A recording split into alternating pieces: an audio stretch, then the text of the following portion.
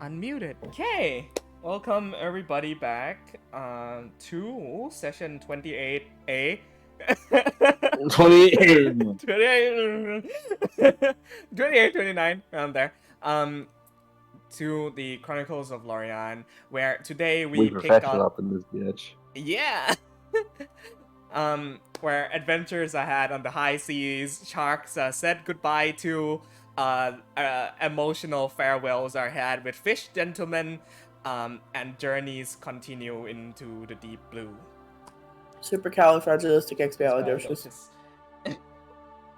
What? So, let me know. I don't think we have anything announced for today.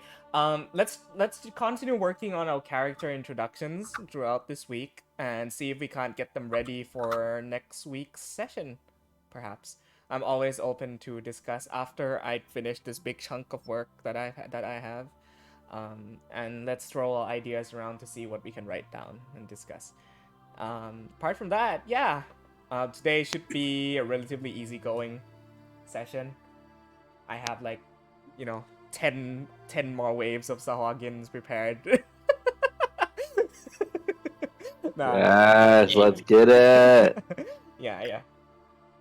Okay, so today we have our Rora on car cam, and Lara will be relatively muted for the most of the session, but that's okay.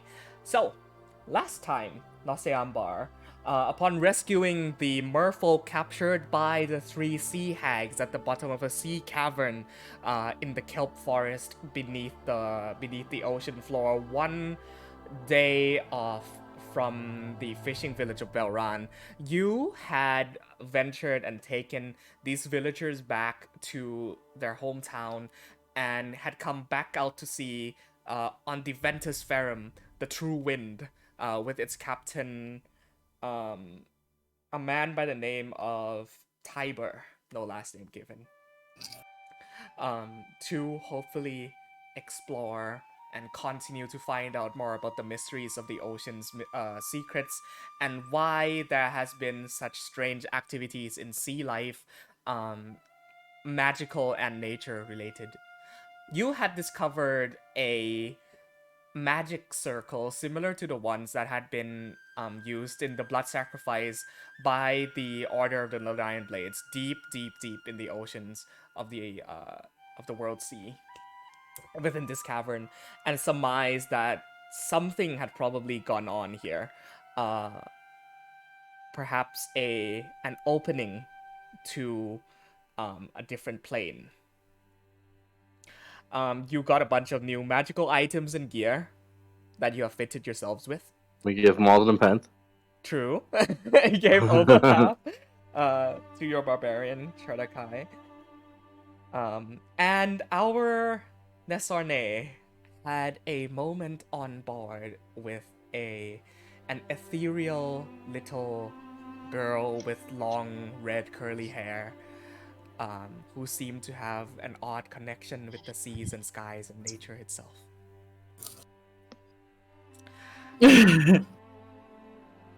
And upon the closing of last session, you had witnessed a fleet of ships, totaling 32, if I have that number correctly. 32 ships. Yes. 39. 39, my apologies. 39 ships. Pursuing. Yo, I got a memory. What? True. You are the investigator.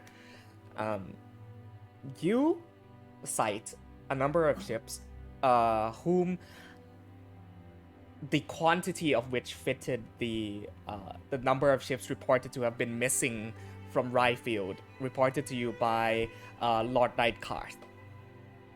They had been chasing these two smaller pirate ships with skulls and crossbones and black sails, and had fired off some sort of arcane weaponry where these beams of light had arced into the sky and did these twists and turns and seemed to almost home in on the two ships and exploded them into a pile of flaming rubble atop the sea, atop the waves. Akil had flown up, picked up a gentleman who was barely alive at that point and dropped him off on the Ventus Ferrum, while Xavier, in dolphin form, pursued, sighting a man in a golden lion armor, large tufts of grayish black beard, and a captain's hat, seeming to be in command of the fleet, heading northwards. And that's where we pick up today. Lorei'an Bar, you regather, reconvene as the plumes of smoke continue to billow up several feet away in front of you. Tiber at the wheel, a majority of you still on the ship, making a wide berth starboard. What have we done with the halfling that we just rescued? Did anybody give him healing? Yes. Ness gave him 5 points of lay on hands, and if he's still on the deck, and we haven't skipped forward in time at all, he'll be just trying to check him for visible wounds. Make a medicine check for me. Okay. First roll of the day. Medicine. I'm actually not bad at this. Cool. Xavier, are you continuing to follow, or are you planning to come back to the Ventus Ferrum now? 24. 24. We'll get back to you in a moment, Xavier. Yeah. This man is perhaps the luckiest person to have been on that ship. Because of all the streaks of light that had thundered down, he doesn't seem to have been hit by the forefronts of it at all. He has a scorch mark on his right shoulder, but that's about it. The rest is just impact wounds, cuts and bruises from being slammed out of a ship and into the sea. Yeah. Is he unconscious right now? He's in between that stage of being Sort of- very deliriously awake, but also, Yeah. I'm going to carry him below and put him in a hammock. You notice as you take him in your large arms and continue to walk down below, he continues to utter the name that he said once he had been put down on board your ship. Captain Fontaine. Captain. Yeah. I don't think that Captain Fanta is on your ship anymore. Oh. You put him down in a hammock. And he lays there, still eyes rolling around deliriously, not having full consciousness to himself at the moment. Betty, Of course, yeah, what's up? can I, would it be alright if I made a check to see if I recognize that name at all? Captain Fontaine, you are from Thessalia. I'll make an intelligence check for me. This wouldn't be counted as history, so I'm just calling for a straight intelligence check. Okay. 14. Vaguely familiar, but you don't know from where. Vaguely familiar. Okay. Thank you. Of course. Xavier, what's our dolphin doing? You are accompanied by Davos, I believe. Yes.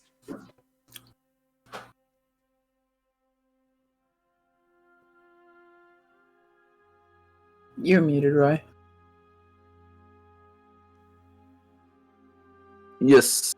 No clue what he would be doing, but I think. Let me look. One moment.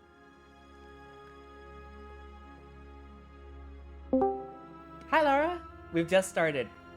Welcome back.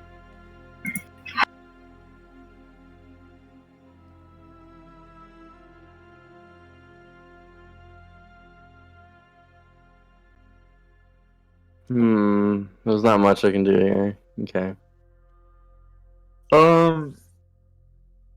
I'll pull off. Okay. I'll dolphin. look in the water to see if they have anything within the water itself. Cool. Yeah, make a perception check with the stats of a dolphin. All right. +3. I think that's the same as mine. Yes, Can it I is. give You him can- a help? Wow. 21. 21. You can also make your own if you'd like, since he's already rolled. No, it's fine. Okay. Just take a look around. Nothing of note. The ocean is quite deep at this level. You just see piles of wood, people, barrels, sinking to the bottom of the sea. Okay. Yeah, I'll turn back. I'll make one last kind of run through of the wreckage that Golf flicked through, but from the sense of underwater. See if there are any survivors stuck under rubble or anything of note from the shipwreck. Cool. I'll say go ahead and make another check for me. This will be, if you want to spend some time doing this will be investigation. If Davos wants to help, he can give you advantage. Otherwise, you can both make rolls if you'd like. I think a dolphin has a -2. So I think once I get down to the bottom, I will drop that form and then cast water breathing as an action. Okay. So You already have water breathing, by the way. Oh, yes, I do. it carries 24 over hours. through polymorph, yeah? Yeah, I'm non-concentration 24 hours, and I was saying that I cast it up every morning. Right. So your dolphin form swims through the deep waves and turns back into Xavier in this almost like how do I describe? It's less of a magical poof and more of like a transformation back as you go deeper and deeper and deeper. Yeah, make an investigation check for me. I love that visual so much, by the way. That's Yeah, badass. yeah. Alright. Natural Natural 20. Let's go. Okay, let's see what I have for you here. Just take just send Roya just a picture of your notes. Yeah, So here's yeah. everything I have planned for this session. Cool. Down with it. Okay. With that natural 20, you make very quick rounds and gather that there is no survivors left on board, and those who even have survived have sunken too deep and have lost breath to be saved by this point. Okay. Apart from that, you see probably left still intact is this medium-sized chest. Awesome. Metal. Bits of wood on it have broken off, and water seems to have made its way into the chest, but you do find this medium-sized container that is slowly sinking. Would I be able to surmise, just based off of general knowledge of paperwork and whatnot, like if there are any important documents or things of knowledge within there, is it something that seemingly would have survived? And if I can get it out quick enough, we can maintain. You wouldn't kind of what know I'm worried unless about. you take and open it, but you do see a few bits of glimmering gold and silver coins coming out of the broken cracks. Okay, I assume Davos is strong, so I will nod him over that direction to keep looking around, but if that's it, then I think, I don't know if this changes anything, but he mainly cares less about gold or booty or anything like that, and more for whatever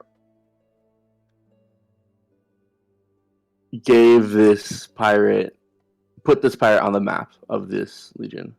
If there's anything that they took from them or anything that were signs of who these ships were, what they could have taken. Cool. I don't know if that helps, but Yeah. You Strong quite shark boy will grab the chest. awesome. It's not huge. It's about the size of your chest. But you do take Well, I mean, Mine are his. Those are two different chests.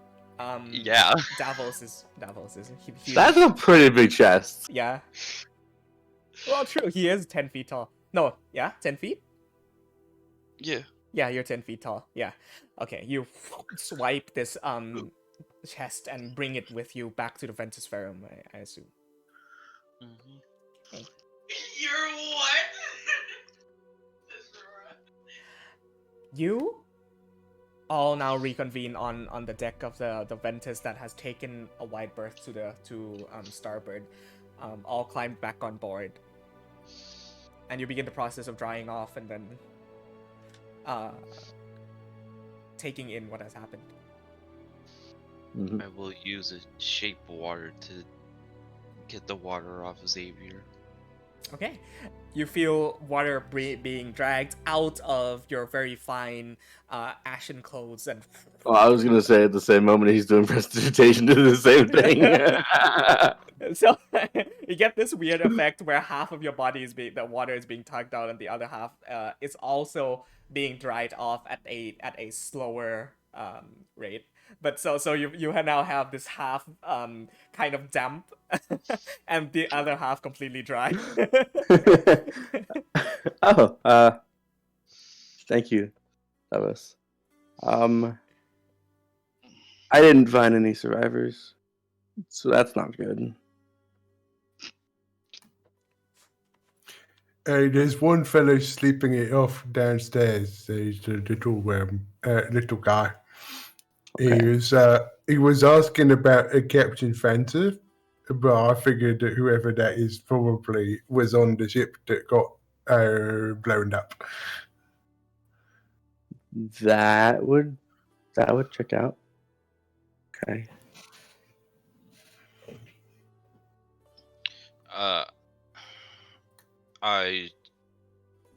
Davos will say, it seemed that the head ship had a lion-like figurehead on the front of it, if that helps with anything.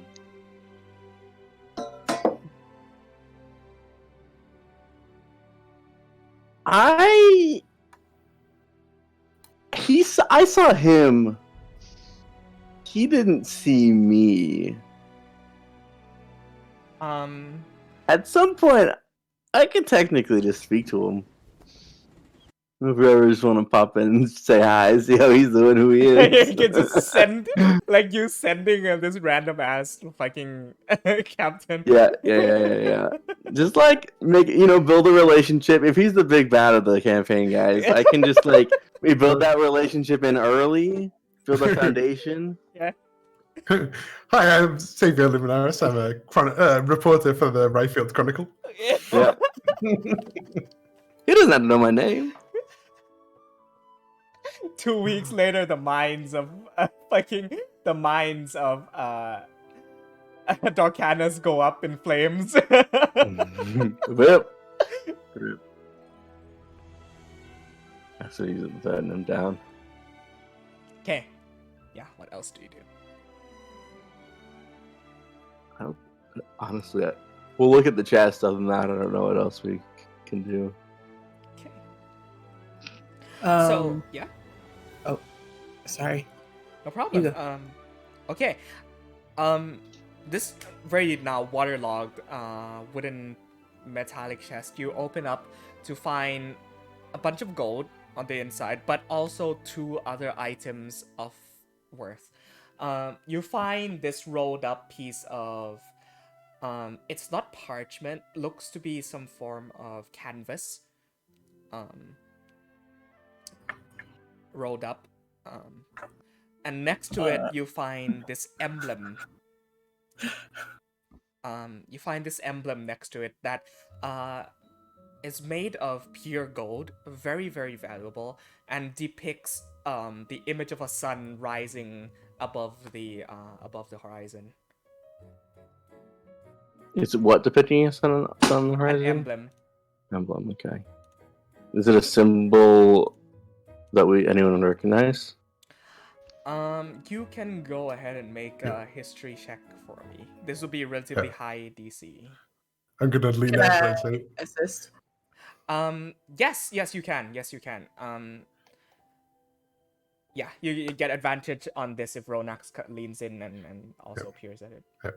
I'm also gonna lean over and say, "Oh yeah, the fella downstairs has one of them around his neck." Oh, okay. That would also add up. 18. Pirates. Yeah, a lot of this bears semblance to how much can I give you? There are various factions of sailors and buccaneers that have made their way through the open seas of the Oceanus in recent years. This emblem you find in a lot of precautions that you have heard your father Lucian talk to his fellow businessmen, businesses about on regarding trade that deals with open water shipping. And basically, people look at this emblem and just know to avoid it. It is most likely not of anybody who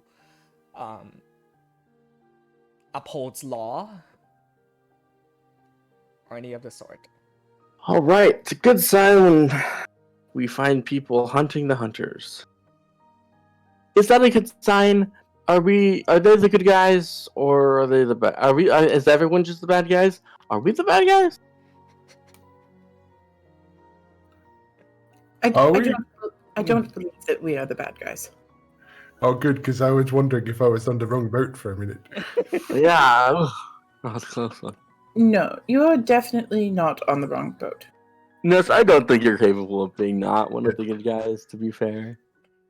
Oh, I tries not to be. How is the sun as like a symbol of bad people? Because the sun is definitely not normally a good thing. I feel like it What? is normally a good thing. Oh, sorry, Alex, you also rolled, didn't you? With a 21, what piece of information are you trying to glean from this emblem, Davos? Just kind of general recognition of the symbol and what factions it's tied to on the surface world and whatnot, or at least the surface of the sea. Of course, the knowledge of the knowledge of things that concern the land you are less knowledgeable about. However, you've heard mentioned several times of your scouts that have head out of the city onto the water surface and beyond come back and report to have seen several numbers of ships, many of whom carry this emblem of a rising sun over the horizon. Do I know if it's more of a, what's the word? More of like a mercenary thing, or maybe it's like a specific family emblem, like a Yeah, I house get what of you're the trying to rising ask. sun. It's not a mercenary thing. What you do know is there are a number of ships within the banner of this symbol. You do not know the name or recall of it. None of you do. But the point I'm trying to get at is it's become relatively well known throughout the years. Vaguely. I'm going to reach in and take the. Well, what did you describe it as? Not parchment, but It's like a piece of canvas. the canvas, and I'm going to very carefully open it. Okay. Takes a fair bit of concentration to unveil this very delicate piece of canvas, and you see some artwork that is sewn upon it, not painted. Otherwise, it would have gone away with the water by that point. But on this piece of parchment, you see a black mask.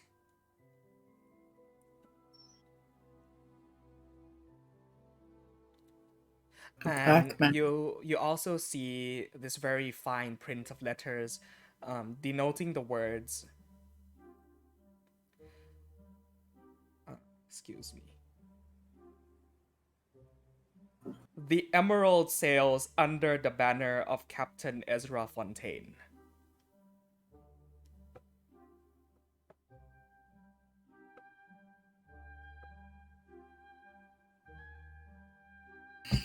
Would that add any knowledge that we know? Because I know we don't have a lot now to work off.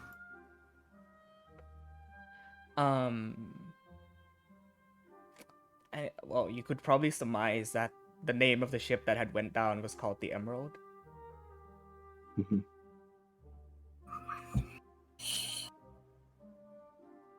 And you said it was a black mask? Yes, there is a very large black mask that is sewn, kind of very delicate piece of artwork on the center. Does it look like mine? Vaguely, yeah. Quite similar. Holy shit. Does it spark anything? God. Memories, thoughts, feelings.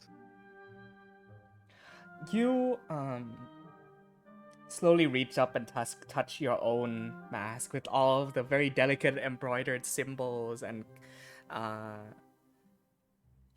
engravings upon it, and you look at this mask that is currently being depicted before you on this piece of parchment. Can't help but notice of a distant form of nostalgia towards it. Could be coincidental, you don't know.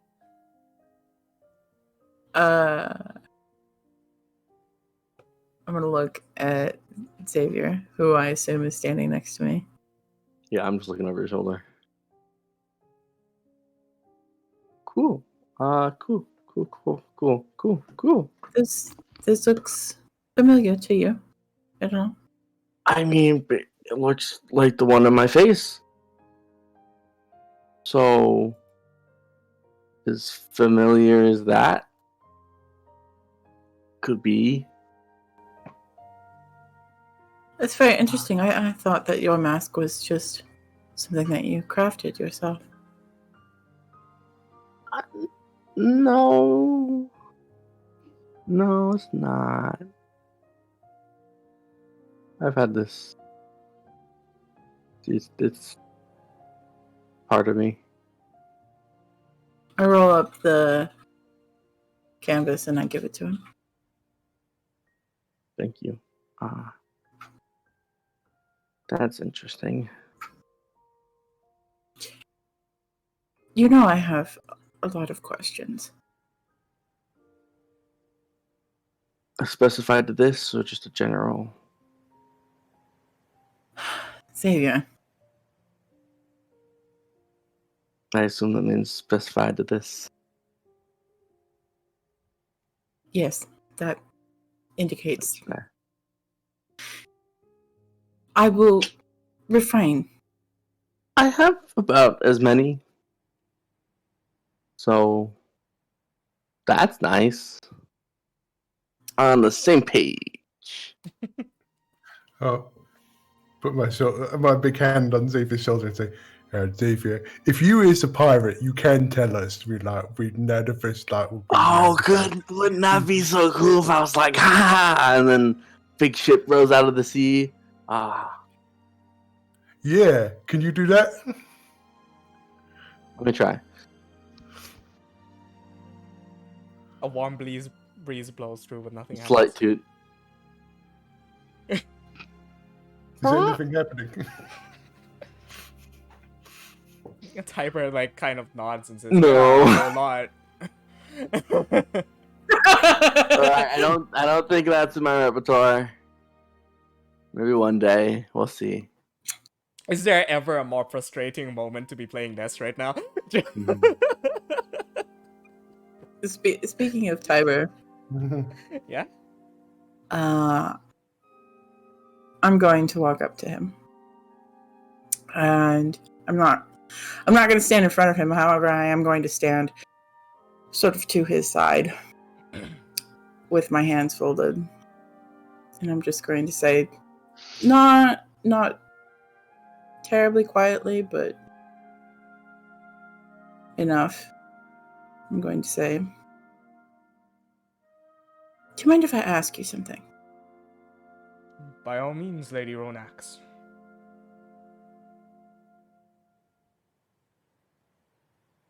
Why exactly did you decide to do what you do now?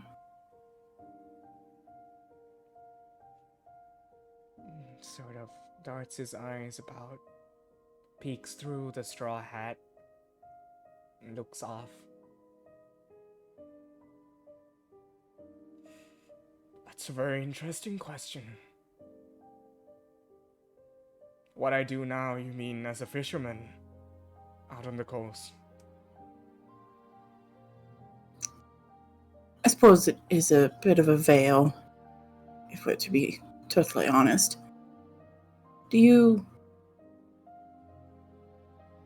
find yourself ever regretting the decision?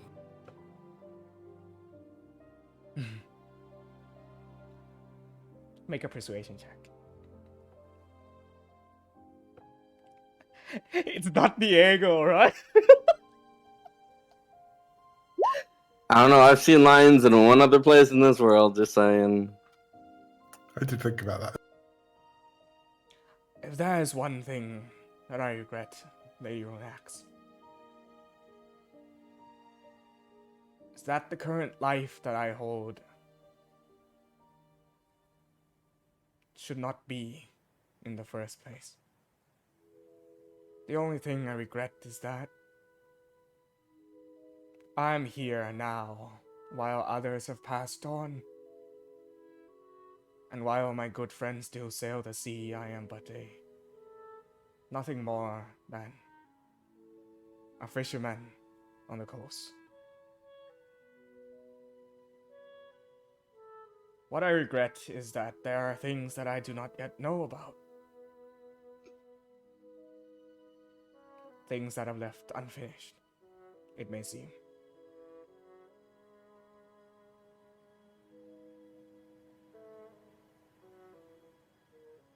Perhaps unfinished business is...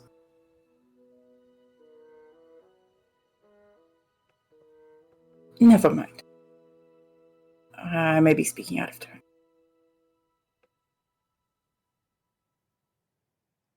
I feel like everything will be apparent enough once we reach our destination. What becomes of me then? Gods only knows. I just know that I am not meant to be here. I reconciled the idea of retiring, spending the rest of my days fishing on this small boat, doing whatever that may mean. But something lies out there yet still, waiting. I just haven't found it yet.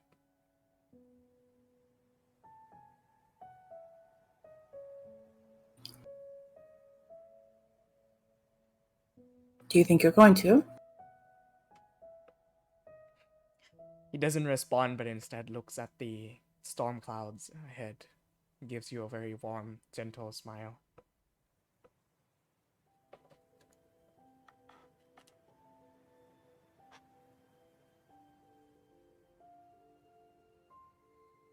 She just kind of relaxes her shoulders that were tense for a moment and looks away.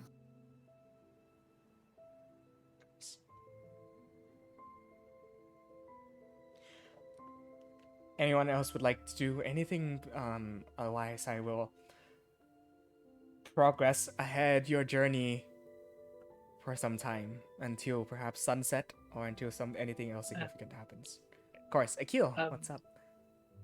Can I investigate some more about the shipwreck? Like, are there any person behind? You've gleamed that both your investigations on in the air and Xavier underwater have gotten as much as you could out of the wrecks. Is there anything I can steal? Like anything at all? um, I mean, take, not steal. right. Um, Nothing is fine. I think everything sinks. true. Yeah, Can I not ask? nothing much you can glean from what's still floating. Yeah. Is the kind of the beam like disintegrate or the wood?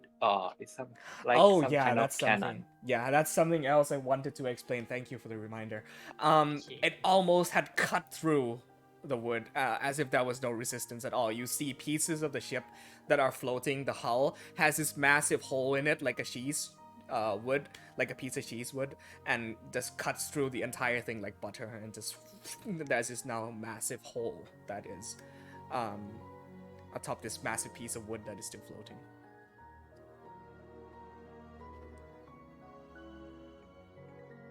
Okay, that's it for myself. Cool. Anything else, Naseambar, before I move you on to I have a nighttime thing, but that'll be later. I think. yeah. Journey then progresses into late evening, and for the remainder of today, I will need somebody to roll me a d8. I'll do it. I haven't done one in a while. Okay.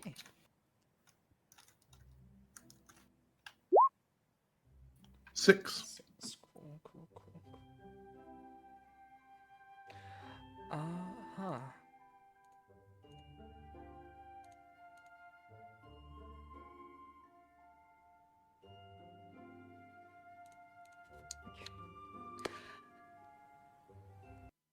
As the journey progresses, storm clouds start to gather atop the sky above you.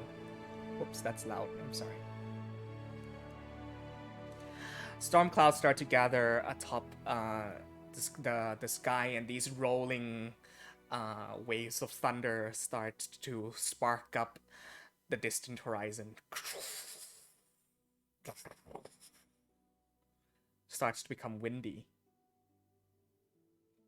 You see that Tiber is looking a lot more concerned and focused with piloting the ship to the best of his abilities.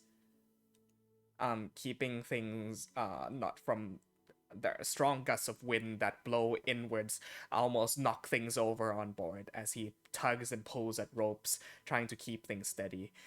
You are getting closer and closer to that concentration of storm clouds, and so the immediate vicinity around you is just very windy, and rain starts to drizzle down from the sky. You know that, and you notice that the further of a journey you make into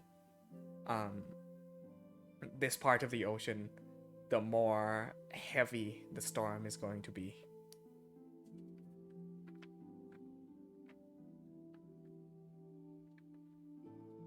I am, and probably Nepenthe as well, I would assume, because she's been like helping Tiber this whole time. Mm-hmm. I'm gonna help him try and control the boat. Of course. I will need you to make me a very quick survival check. 15. Okay. You, along with Nepenthe and Tiber, try to keep things steady enough. The boat rocks and sways and shakes within the winds that are blowing against the sails. The Ventus Ferrum is a relatively small boat, and so Tiber expresses some concern that it will not be able to withstand heavy storms or massive crashing waves. But as of the moment, things seem to be progressing fine, as normal. If it gets like too bad, I have a thing I could try, but I'll hold off until it Of course. gets that one. I am going to go and climb up into Crow's Nest. So I look at my hand with the new glove on it, and then reach out and touch the mask, and it kind of sticks to it like that. There's a lot of friction. and then I will use the gloves to climb up them, and I probably I imagine probably find Amabilis at the top. You watch as your massive furball friend starts to very deftly climb up this There's a yeah. ladder. the crow's nest, almost as like a Spider-Man villain. And as you Or Spider-Man. yeah, or Spider-Man himself, this large hunk of fur climbing up the crow's nest, and you find Amabilis just sort of what would you be doing atop the crow's nest, Amabilis? You're muted, by the way. Lara. She might need to type. Okay. Scratch. Is she her like sort of doing, scratching herself, trying to find fleas, nothing of the sort? Yeah, I'm just gonna say we're almost there.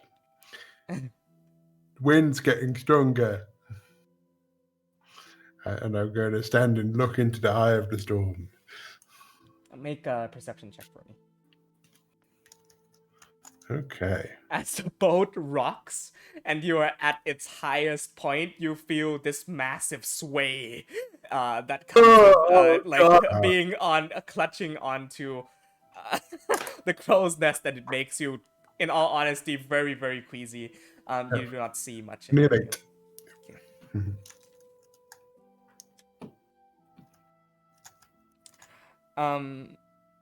The journey Yeah, go ahead. Before I move on. Can I glean anything from the art of arcane nature from this storm? Or whatnot? Whether or not the storm has any arcane properties? Yeah. I'll allow you to make either a nature or arcana check, your choice. 20. It's strange. From what appears to be a pattern of storm and storm clouds and rain and thunder that blow through atop the ocean as it normally does, you see this heavy concentration of deep, dark clouds right above where Almiralis would be. It worries you. And your brain starts to make connections that perhaps what is the source of your worries and this storm may be intertwined.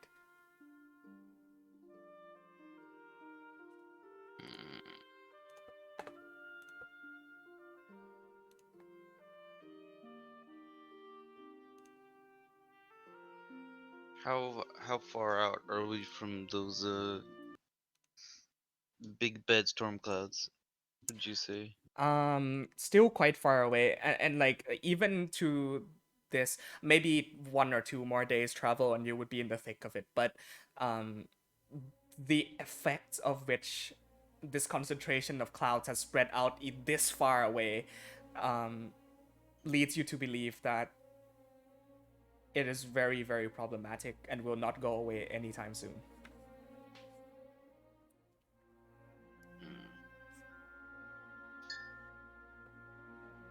Nope, don't like that.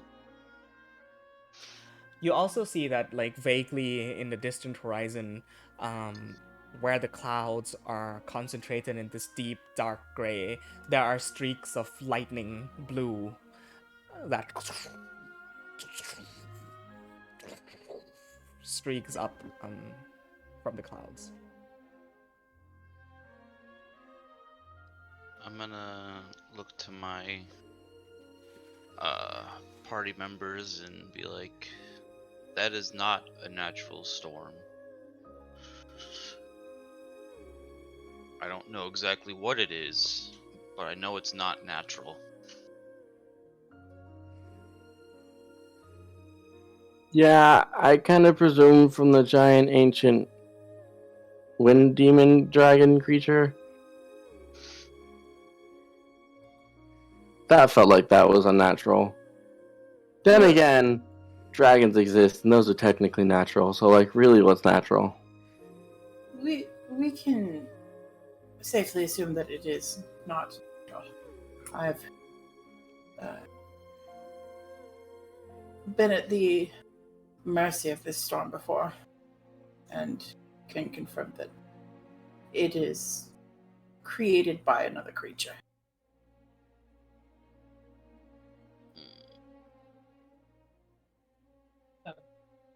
Joy. What's up, Akil? So what? So what do we have to do now? Can we just stray away from the storm? Stray away? Yeah. Unfortunately, no, because my home is directly underneath it, and that is our destination. We could always stay out of it and go in on our own. Keep Tiber's boat out of the way. Stay from all that chaos. That would be concerning, isn't it? Magical storm over your place. Well, it's definitely not setting me at ease. You also surmise that throughout the journey, going down on deep dives to sort of survey what has happened with the aquatic life and patterns that Sir Fishington had mentioned to you prior would also be part of the investigation that you had been tasked with initially. Mm-hmm. So I'll leave that up to you when you go ahead and decide to do that, if at all. What time is it right now? Late evening. No, sorry, not late evening. Very late afternoon, starting to crest into evening. The sun will be setting in a matter of an hour or two, maybe. Do you want to just go in, or do we want to spend the night in the boat, or?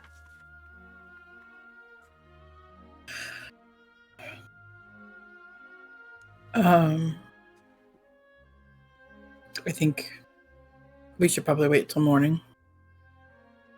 Yeah, that was my thought as well.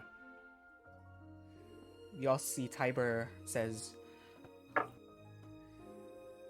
"While we can keep sailing throughout the night, I do not advise that we go ahead and keep traversing through the ocean in this kind of rain. We do not know when it will pick up. I think it'd be best that we anchor down." Yeah. You're the sailor, we don't really know. But you are the crew, and if you tell me to push forward, I will, to the best of my abilities. That seemed like it'd be a real dumb move.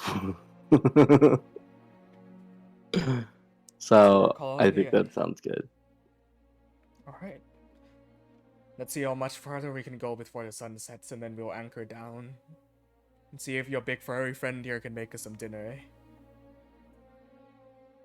Yeah. Can I help Ness make the dinner as well? Sure. We'll say we progress onto the part of the evening now at this point. And Ness and Akil, you find whatever parts there are on board, making a small fire in the, getting a pot going in the kitchen. Yeah. And making dinner for the party. Yeah, so this here took me a minute to figure this out, but this is like dried fish, I think. But I was a bit confused because I didn't understand why it was so hard. But then I put it in some water and it seems to be better. Well, I never tried re-water-five dry fish before, but does it taste good? I don't know because I doesn't really eat that. But I found like some mushrooms, and I think that these are like I think that these little round things are kind of bread. I mean, this mushroom looks kind of nice tasting, but Yeah, these ones is fine. They're better when they're cooked though.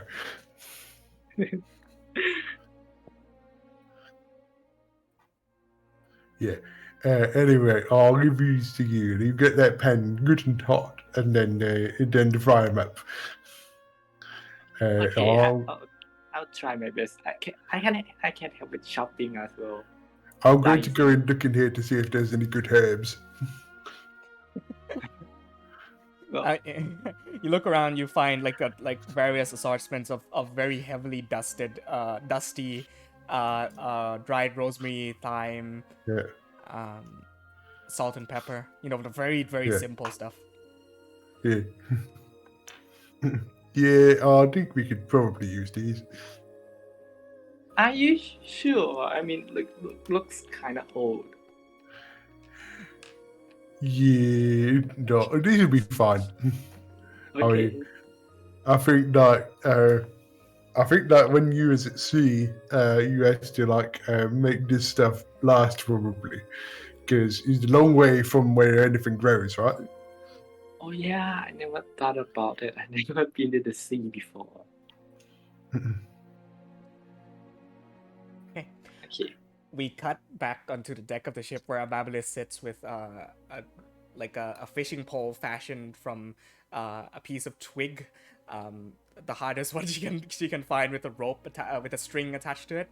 As you cast it out on the ocean, make a quick survival check for me, Amabilis. 10.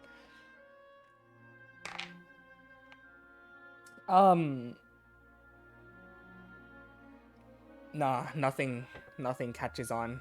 And you probably realize that it's partially also due to the storm, and the fact that Sir Fishington has mentioned that there is a lack of sea life in the ocean, at least the further you go into it.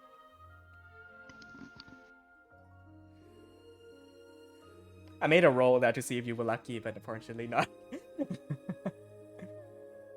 Okay.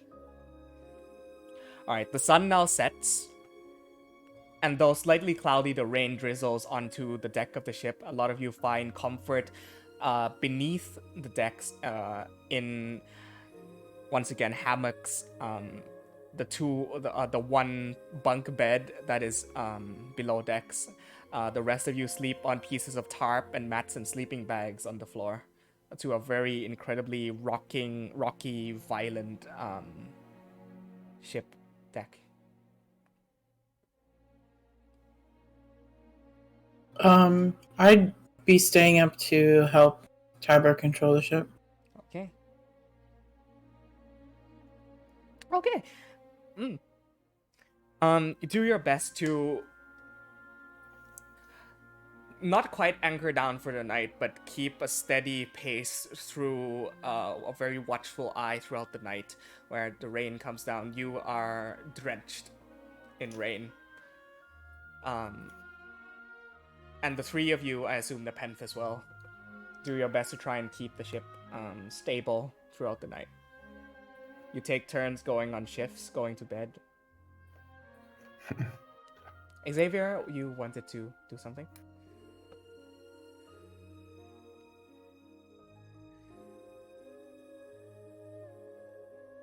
You are muted, by the way. Fuck me. I think Xavier spends the night in the crow's nest. Okay. If Anvil does Anvil sleep there? It's raining tonight, so I would I assume not. Yeah. Yeah. His clothes will kind of spark behind his neck, and a hood will form out of fire. Okay. And then materialize into an actual hood for him to wear.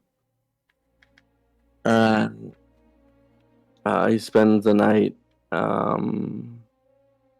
in the crow's nest with that big shark tooth and a notepad. Oh, actually, I guess it's raining, so not a notepad. And basically just kind of carving out bits and pieces of it, slowly but surely forming a dagger. You're gonna craft a dagger out of shark teeth. Yeah. Cool.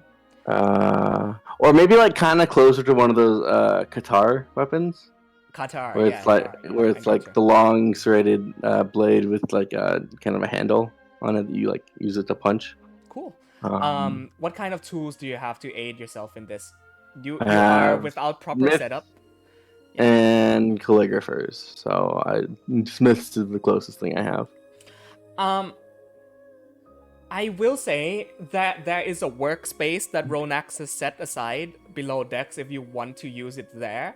If not, this process will take a while, and it will be I'm not trying to finish it. It's more absent-minded whittling. Cool. Go ahead and make a Honest. roll for me on Smith's tools. Dex, I assume. Yes, sir. City. Not bad, not bad. You begin. I don't I'll expect go to finish tonight. Like I said, absent-minded. I'll go ahead and note down your roll here for future reference. Cool. It's kind of just give his hand something to do. 16. Okay. You begin the processes of crafting this dagger. You start to chip away at pieces of the large bones and fang. That is very large. And you try to shape it in your mind, forming out of trying to form these images of what the final product will look like. It's in there. You're just gonna have to get to it. Mm-hmm. Yeah. You know how like expert wood carvers almost say you don't carve something out of the wood, but the shape that you have already exists within the wood, and you're just trying to chip away pieces Bring of it it out. until you find it. Yeah. Mhm. Just kind of using that mindset. With a fucking megalodon teeth. And then he does that for most of the night, and then I think just at some point, once everyone's mostly gone to bed, looks up into the stars to the center of the Oculosi, I think is what we named the constellation. Oculus. And Oculus. Oculus. The stars are like Alpha Oculusi. Yes. To the center star on the eye of Oculus. And still just kind of absent-mindedly whittling. Just kind of says, "Hey, Mom. Long time no talk. I found a people. I don't know if they're my people, but I hope they are.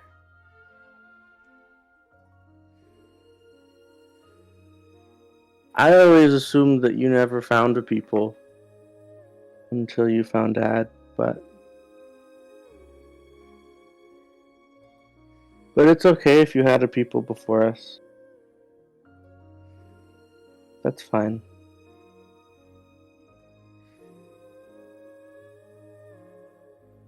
You know, if you're out there, then I shouldn't be talking to a star.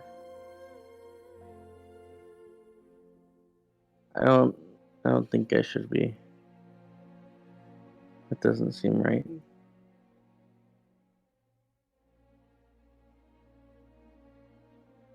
It just seems kind of disrespectful. So if you're out there, a hi would be nice.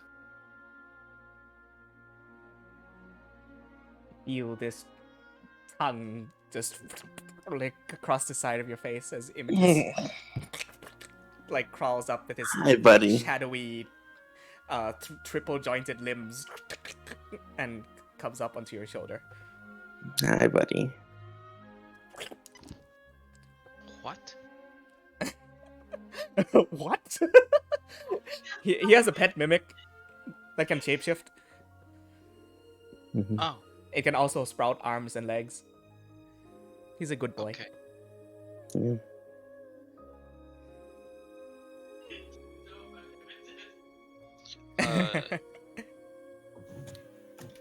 Yeah. Okay. Is that all? Yeah. I am going to take some of the stew that we made and try and wake the halfling and say that, "I know he's resting, but you should eat something." Yeah, what do you do to kind of shake him awake? Just gently shake him on the shoulder, see if he can be woken up. I'm not going to try too hard if like he's like if he was just in shock and needs to rest, I'm going to let him rest. But he should eat something. Hammock sways gently with your very large hand, as he just very uncomfortably turns, and you see beads of sweat running down his face. He's Yeah. not awake yet at this moment. Yeah. In my medical opinion, does he just need rest? Make another medicine check for me. As that first one was just to surmise his injuries. Yep. Okay. Let's see what Dr. Petilos has to say about it. Not great. That's a 12. I love that so much. Can that be a thing, Dr. Petlo? Okay. Well, he's burning up quite a bit, and that kind of burn charred mark on his right arm would hurt a fair bit if he woke up at this juncture. So he needs rest. You reckon by tonight or tomorrow he should be up and about again, but also very emotionally distressed from the last thing that had happened to him before he went unconscious. Yep. I'm going to help him along with the use of lay on hands to get rid of that burn. Okay. Easily enough done. Channeling the powers of the Leaf Lord and your necklace. This soft green glow emanates from the palm of your hand as you rest it upon this small torso of this halfling man. And slowly but surely, you start to mend to this burn, charred exterior of his shoulder, and it starts to fade and fade and fade away throughout the night. You also feed him stew. And two would be distressing. My workplace. I'm not gonna try and force feed him while he's asleep because I know. yeah. That would be bad. But yes. Oh, it'll be okay. Just mama bird him. It'll be fine. Oh god. Guy wakes up in the middle of the night to this large furball face. Oh. No. Yeah. Throughout the night, and with your own rest as well, his condition significantly improves. Thank God you are. Dr. Petilos is a paladin.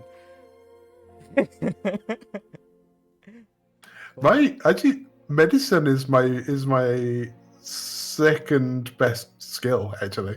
Makes sense. What's Ronax doing at this time? I would be helping Tyra, but aside from that... Oh, yes, you specified that. Okay, cool. Alright. The night goes by, and eventually all of you find sleep. Sun rises over the horizon, and you all watch the sunset come up. Though partially clouded by thunderclouds and rain, the soft drizzle continues throughout the day. And as morning arrives, the rest of you have awoken and have either gathered atop deck or below at this point. The halfling man, at about late morning, puts a palm up towards his face and slowly sits up on the hammock, trying to keep himself steady.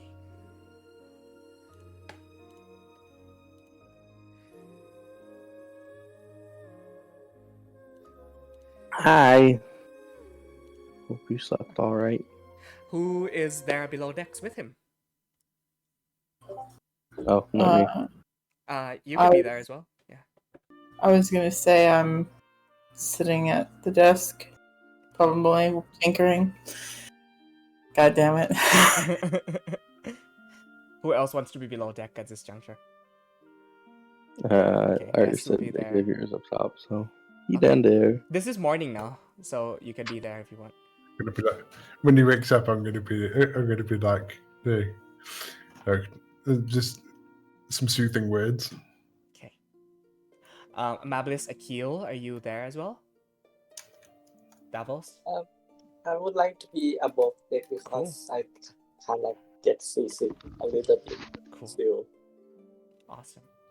I don't think Davos is much of a below decks person. Okay. Alrighty. Good to know. Good to know. You see, this halfling man stirs awake, very, very, very confused. But remembering partially what had happened, and looks curiously at all of you. Sorry, might I?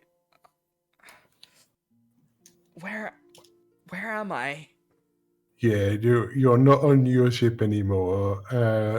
You're on a different ship called the Vestless Terran. Rightfully, I don't know what that means. I'm looking around because I'm sure I got that wrong.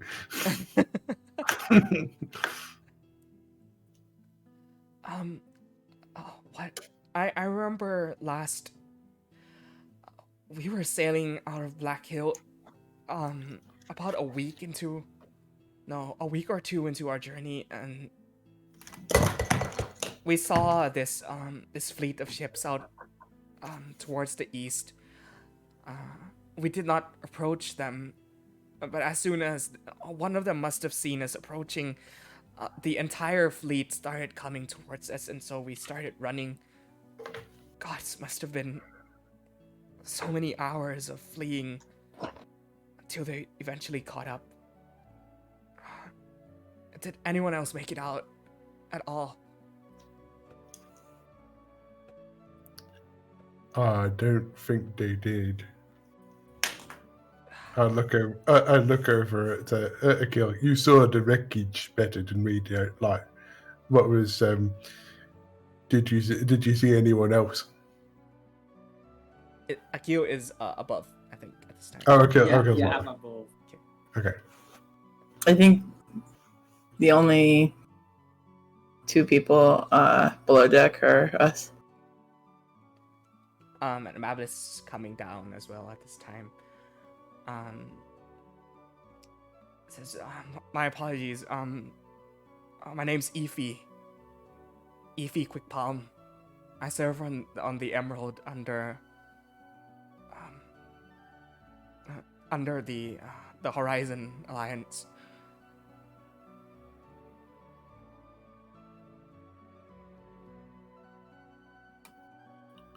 Oh, like that.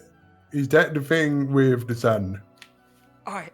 No. Grabs the emblem around his neck. That would be it. Yes. We don't normally deal with savory folk like yourself. Like I just said, we had just been coming out of Black Hill, so you wouldn't want to be found with me on your ship, no. Yeah. Yeah. So like, I'm new around here. Like, why is that again? Would I? You would definitely know that Black Hills are where pirates operate out of. Yeah. Ness, Yeah. he's a pirate. Oh, yeah. My sister had lots of interesting stories about them. I haven't done any bad, actually, so I may have stolen a few things in my day, but hopefully you're not gonna turn me in, are you? Well, that's the least of my worries at this point. Oh dear. Oh yeah, I learned that was not a good thing to do. What Xavier explained to me what it is. One, why the farmers was getting angry when I was picking stuff off of the fields. You say that you hadn't done anything bad, but you just said that you stole. That makes you a thief. I suppose that does, yeah. That's where the name comes from, Efi Quickpalm. I'm gonna look over at him. Make an insight check, just to gauge his personality.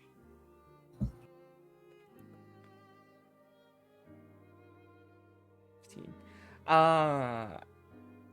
Yeah, looks like a decent person.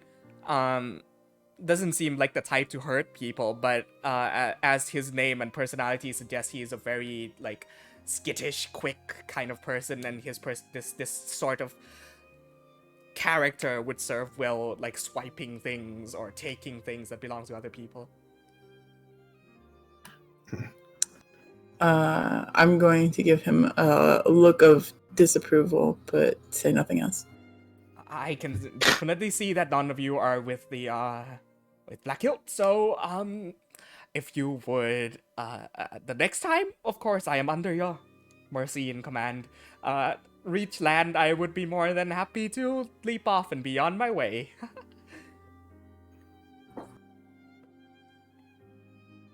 Ah, dear.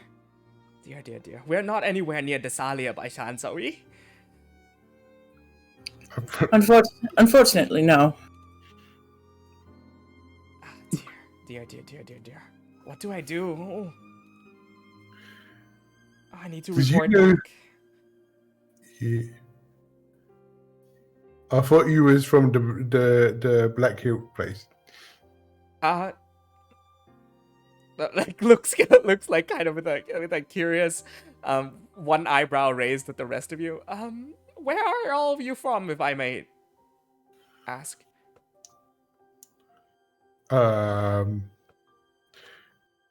That's a good question. The elves used to call it Petilos.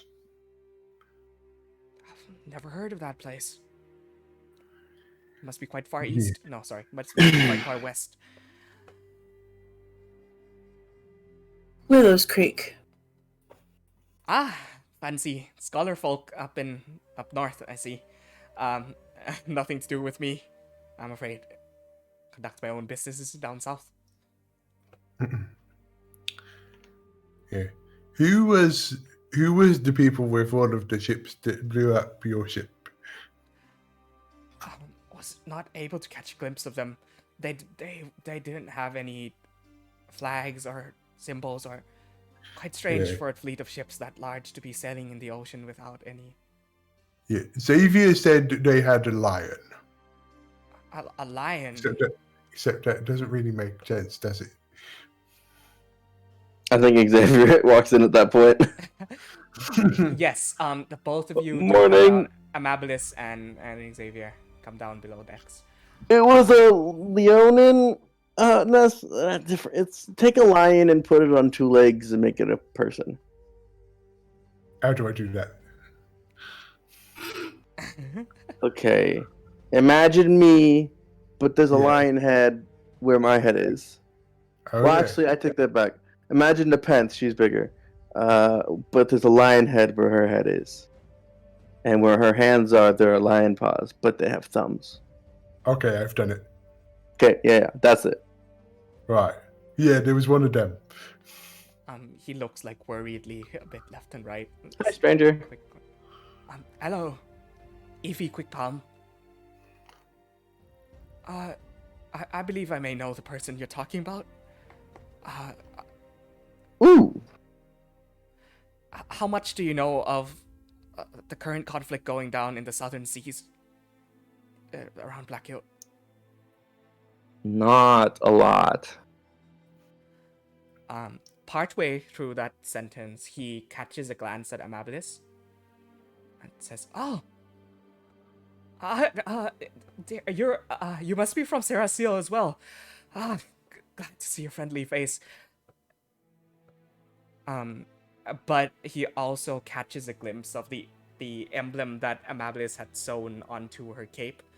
Immediately, you see a shift in his demeanor, and he drops down from the hammock and goes on his knees on the floor, very worriedly, sweat pouring down his brows, and says, "My apologies. I did not realize I was under the presence of nobility. You must be a white paw. Pardon my lowly presence before you." That hasn't happened before. Oh, What does the emblem look like, by the way? Lara, would you be free to explain what the white paw sigil looks like? you're muted, by the way, if you can. Yeah, you can type if you can't explain. The moment Amabilis' character comes up, you're not free. Shit. It's okay. We just need to give her a minute to type. Yeah, cool. Oh. There she goes. Um, Dope. Her Will- electricity just. no way! What timing? This game does not like Lara. Holy shit. Okay. We can take a 10-minute Yeah. break. We'll say Amabilis steps away a little bit and kind of hangs there in silence. Ify, like, very, very. She's not used to that. It's been a while. Yeah. Oh, she's back. Give her some Hi, Lara. time. Did you catch what I said? Lara. I'm sorry. I did not think you would be away tonight, and I had prepared. Lara. You could essentially, if you listen here about this, Davos, I won't stop you from coming down below decks and having a talk with this person. She says she's here. Okay. I can look at your chat, no problem. Would you like to explain to us what the white paw emblem looks like, as he has kneeled down essentially before you, be saying that he is in the presence of nobility?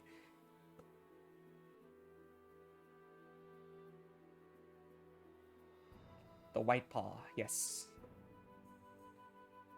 Is the symbol just a white paw? Right, it could be. Oh, you don't know?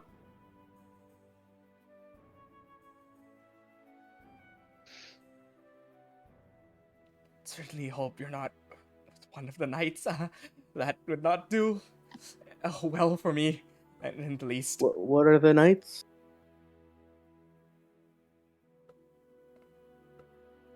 Not to intrude. Delicate golden designs surrounded with white paw, meow. Sorry, I must have made everybody very uncomfortable there in a moment. You seem to be traveling with someone of very high importance and ability. Oh, dear me.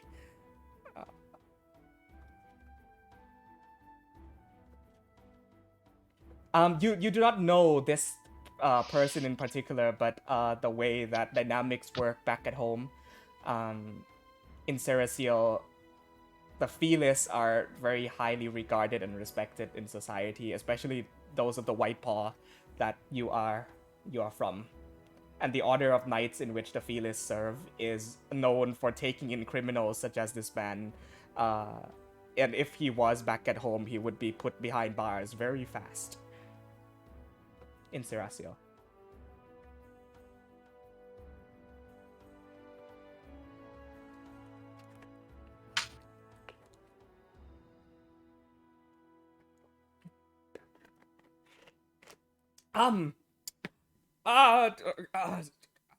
Just like I said, my name's Evie Quickpalm. I've used to be a citizen of Serasil, but at this point has left and found myself a new life out in the open seas.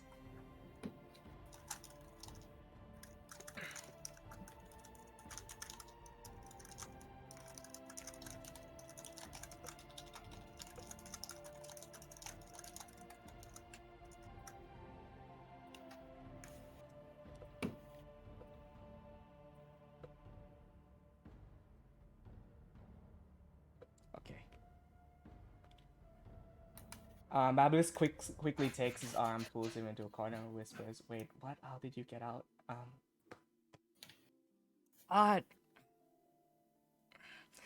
There are many paths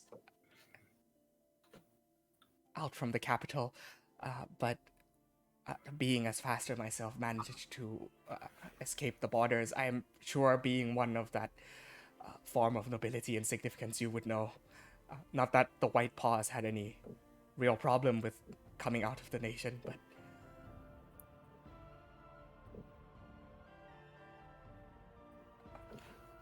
no, it's been a long time since I've left. You need not worry about me. At this moment, I feel like the circumstances of what had just happened takes more significance than that of my past. So if you would let me explain to these fine folk, and then we can sit down and have a chat, Lady Whitepaw, at a later date.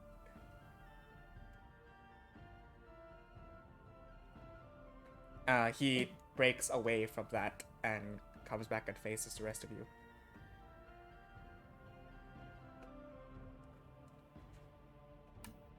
So,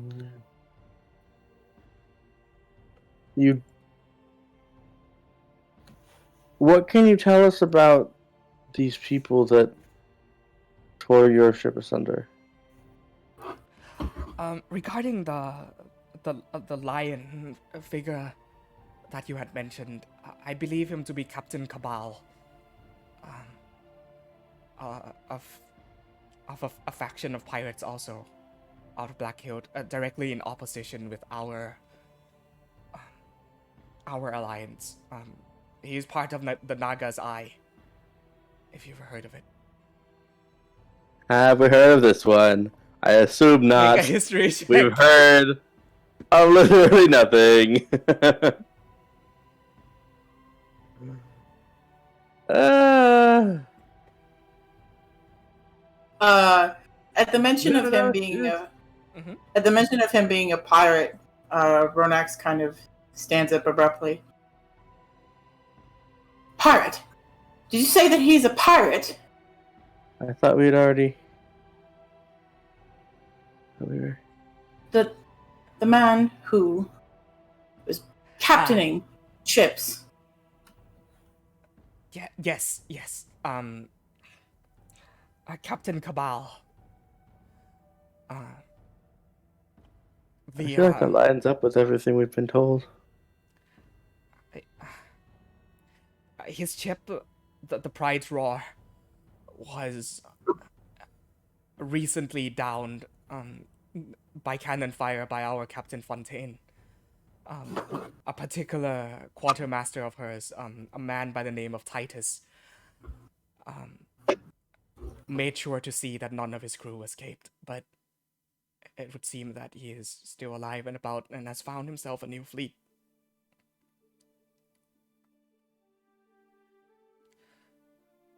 There are conflicts going down in the southern seas.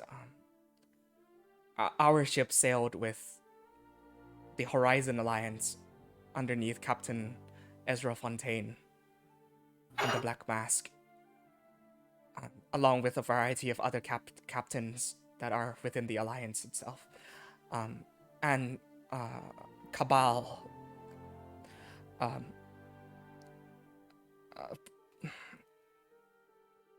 known as the Reaver, is everything bad that represents pirates out of Black Hilt. He has burned, he has pillaged, he has destroyed, he has taken slaves. And so Captain Fontaine believes that in the new rulership of Black Hilt and the throne of the Pirate King, the Naga's Eye and all of the captains that sail underneath its banner should be taken out. I'm watching faces right now. How is Ronex taking this? Yeah, I was gonna ask the same question.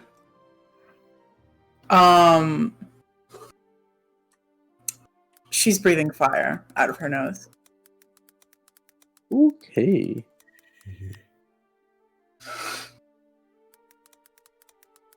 I assume that has some significance to you, Renex? No. And she sits back down. I assume that means that it has significance and you don't want to talk about it, Renex? She is silent. Alright, that is a yes. I'm good. I think that if she doesn't want to talk about it, then maybe ask her a lot later. Yeah. It's not. Yeah. I understand if you may feel that being the presence of a pirate such as myself may be unnerving, but rest assured, Captain Fontaine stands for not for the the burning and pillaging and the stealing, but for the freedom of sailing and all that comes so with free this- life. Go ahead. Yeah, so this captain wasn't on your boat. No, she was not. The Black Mass sails separately from the rest of the fleet. Oh right. Oh, and it's named like your mask. Not to Xavier. Yeah. You sail for the Black Mask? One of the ships under its command, or that were under its command. Okay. Captain Fontaine commands many ships under the Horizon Alliance. Was he the one that leads the Black Mask? Or just your ship? Captain Fontaine is captain of the Black Mask and leader of our alliance, but one of the smaller ships underneath its banner. Okay. Cool.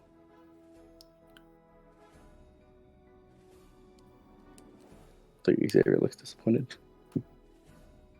I'm going to murmur to Xavier. Do you think you might like to have that piece of rolled up thing that you have? Thing is that is like the last thing left of the emerald. Oh, yeah. I'll pull that out and hand it to him. Oh dear. This belonged to our captain, Captain Esmeralda. Not much of a man, but this was his proof of allegiance with Captain Fontaine. I suppose this is no longer of any value unless presented before Captain Fontaine herself. You're saying that these people just attacked you for no reason, or because they're trying to get rid of all other pirates? But they saw you and unprovoked attacked, correct? Quite frankly, I do not know. They seem to have just sighted us and begun chase. Pardon my assumptions, but I've never heard of a fleet of pirate hunters in these parts before. And if Captain Cabal were to be manning that fleet, why would he be hunting down other pirates? Or unless that fleet was not supposed to be seen, but we saw it. Yeah, I mean, where yeah, are- that fleet was an illegal sail by Ryfield, if I'm going to be honest. What's Ryfield has to do with it? I'll be honest, we really don't know anything. Can't help you with information on that side. We were hoping you could tell us stuff. Here we are. The weaponry... We're trying to connect a lot of unconnected dots. The weaponry aboard their ship is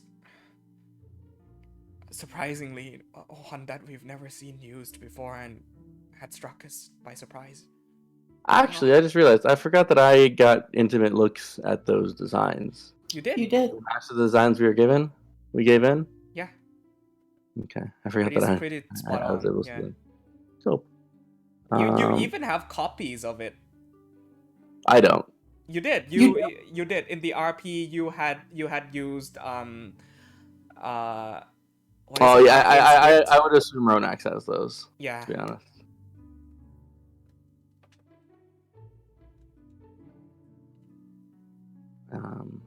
So only the two of you would have recognized the cannons on those I ships. think probably Xavier recognized it pretty quickly, but was like double, triple checking if those designs matched what he saw,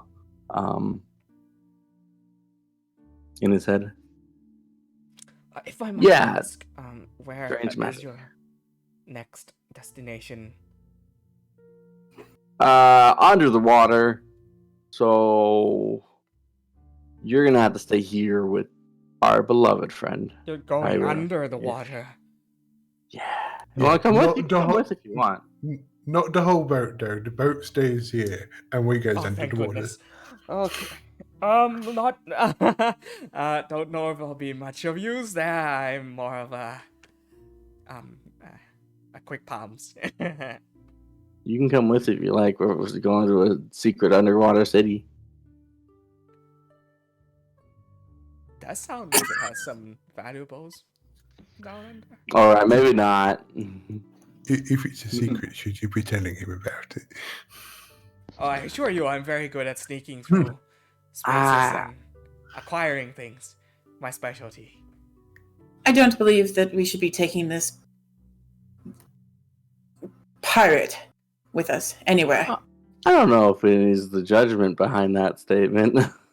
I seems prefer like the a term nice guy. buccaneer, but Yeah, that sounds much more friendly. Yeah, Fucking the this way guy I understands. yeah the But way you're I not my understand it. You're a pirate.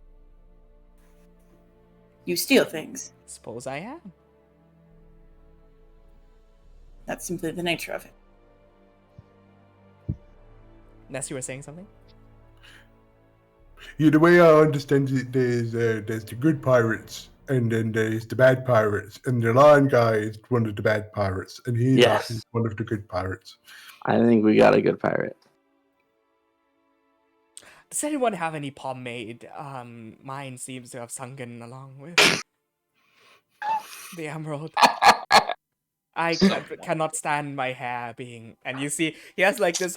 He has this undercut on one side, and this like half of the other half of his head is like kind of like dangled down, covering one eye.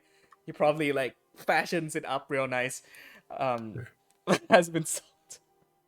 This is No, ridiculous. you're gonna have to deal with that. She gets up and walks above deck. Your friend does not like pirates, does he? Apparently not. That's a new trait. I think she just got some bad news, so she might Yeah. be like a We little bit gotta, more yeah. friendly later. We go from animal fat. Yeah, we got probably some shark fat left over.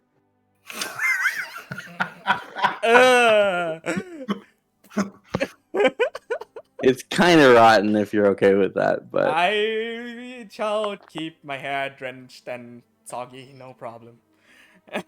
I mean, it's there for the taking. We can ask our shark friend. You have a shark for friend? his. Yes, he's eating the sharks, but I'm sure he's left some of the fat. Out of all the people that could have found me, I suppose I'm lucky to be alive. Yeah. Yeah, it's funny actually. Everyone says that after a while. You see, he catches a few more cautionary glances over at Amabilis before laying back down on the hammock. But we can save that conversation for when Lara is Later. able to respond. Because this is a very, very interesting piece of character conversation that I'd like to have. Yeah. Yes. I'll head outside. No problem. To find Ronax. It's not your choice to be out at family's house. It's okay. You walk up below. Above decks and find Ronax. What are you doing? Ronax. I am tying down some ropes.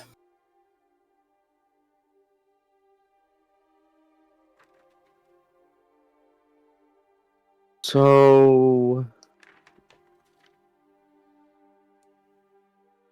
should I be holding off on this conversation, or would you like some time to yourself, or should I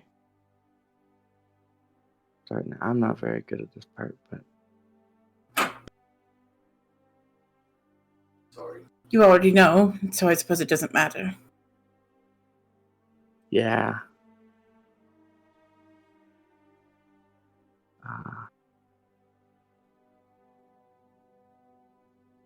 Are you holding out?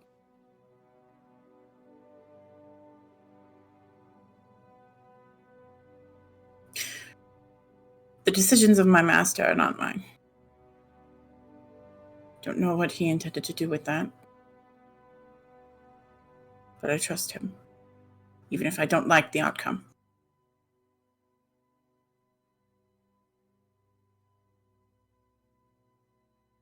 Are you sure he's not got some secret motives? Money and power are pretty strong motivators for anyone. He has money, and he has plenty of power.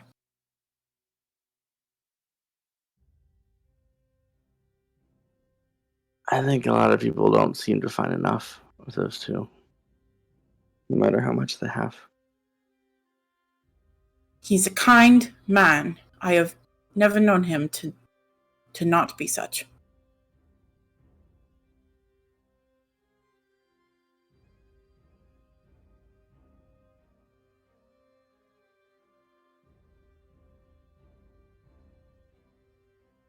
You know how I'm one way with you in the group? I'm another with the college. Another entirely with my father. I'm sure there will be many more of me the farther we journey out and the more people we meet. Yes, you have your masks, Xavier. I'm aware. And more than just the one on your face. Well, so do you.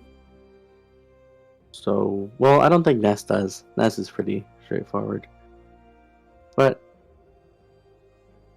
for the most part, I think that goes for everybody. He raised me. He taught me everything that I know. I am who I am, what I am, where I am today because of him. I have no reason to doubt him. I'll look off to the distance where we saw a boat get utterly obliterated. They are pirates. They steal. They kill people. Did I get that vibe off of this guy? Ify? Like the murder part? Ify, not so much the murder part, but like he's a swift, shady individual. Yeah. But then That again, means Xavier they- doesn't have much experience with pirates in general. He has a very idealized outlook on them, doesn't he? Kinda. I think he just doesn't know, to be honest. I'm not Desalia, saying... Sorry. my people. They have been dealing with these pirates for a long time.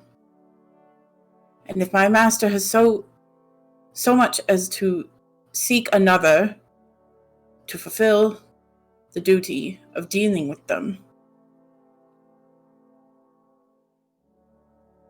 she looks at the wreckage.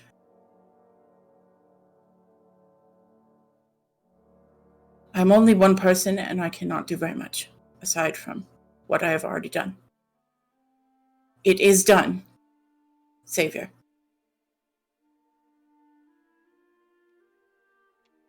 I get that. I'm just...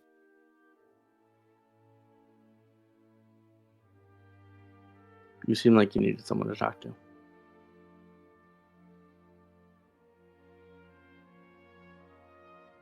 So...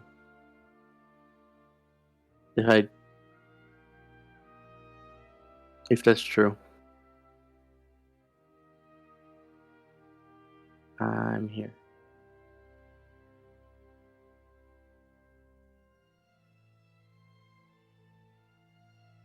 Thank you.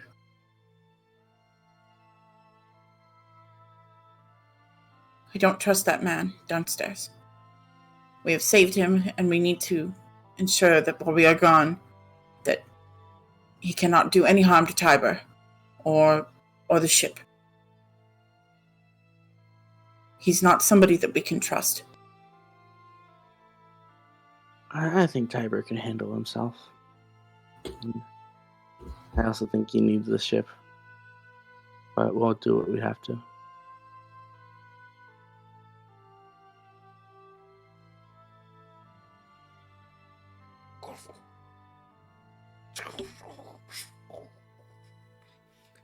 Thunder rumbles in the sky as rain still continues to pour down, heavier now, as you progress deeper and deeper into the storm.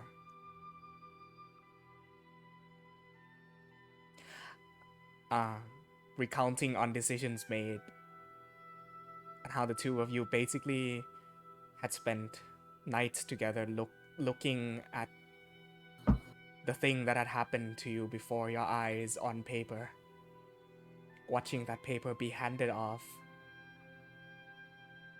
and seeing what has now become of it many months later. That's where we're gonna take our break. So, see you back here in 10 minutes, where I assume we'll be diving underwater once more. Mm-hmm. Cool. Alrighty.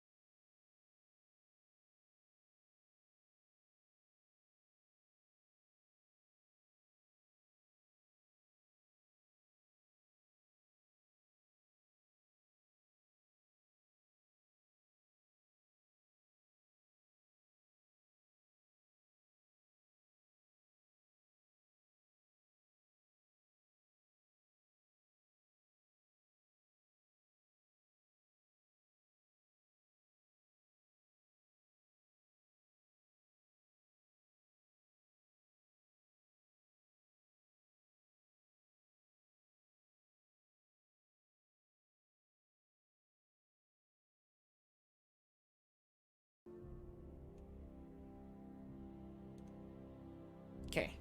We return now as the day progresses to a portion where you are relatively available to move through the winds and the sea at ease. There are the rain that falls down onto the deck of the ship becomes heavier and heavier as the day progresses.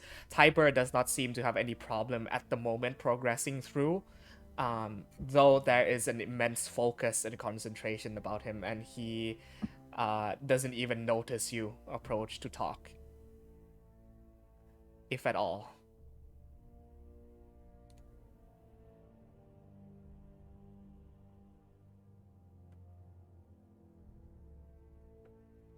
You can make a decision to keep going at this juncture, or if you would like to take a dive down into the seas, we can do that as well. Let me just update our date here real quick. We are now on the 14th of Perrier. So I think the suggestion so far was to try not to drive the ship right into the middle of the heart of the storm, but dive some distance away from it, right? We can certainly do that. Yeah, definitely. We can make our way over ourselves. Okay. Into the waters. You see Tiber attempts to find like any piece of still water that he will be able to find, ends up almost U-turning the ship back towards the where you guys had initially come from. And it's a bit of effort in navigating and sailing through heavy winds and finding somewhere where he'll be confident that he'll be able to set anchor as you dive down into the ocean. I would like, at this juncture, all of you, at least the people on deck, to make perception checks for me.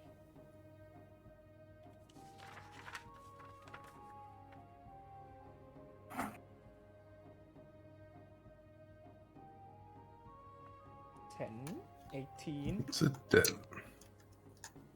Not 20, honey! Woo, let's go! Alex rolls like a god, and it's so Yeah. insane. Jesus Christ. He does. Like he doesn't do God, like Davos doesn't do a lot of rolls, but when he does, at the points where it counts, always gets it.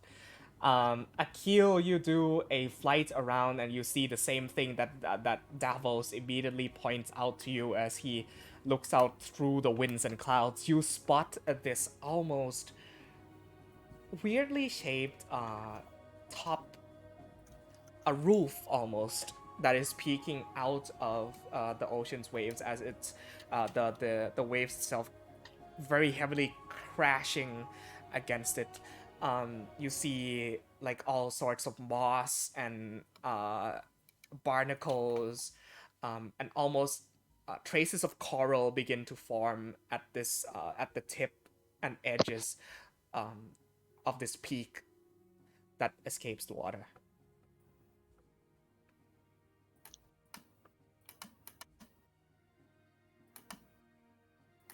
It is slanted and at an angle, though the top parts of it are poking out of the water. What do you do?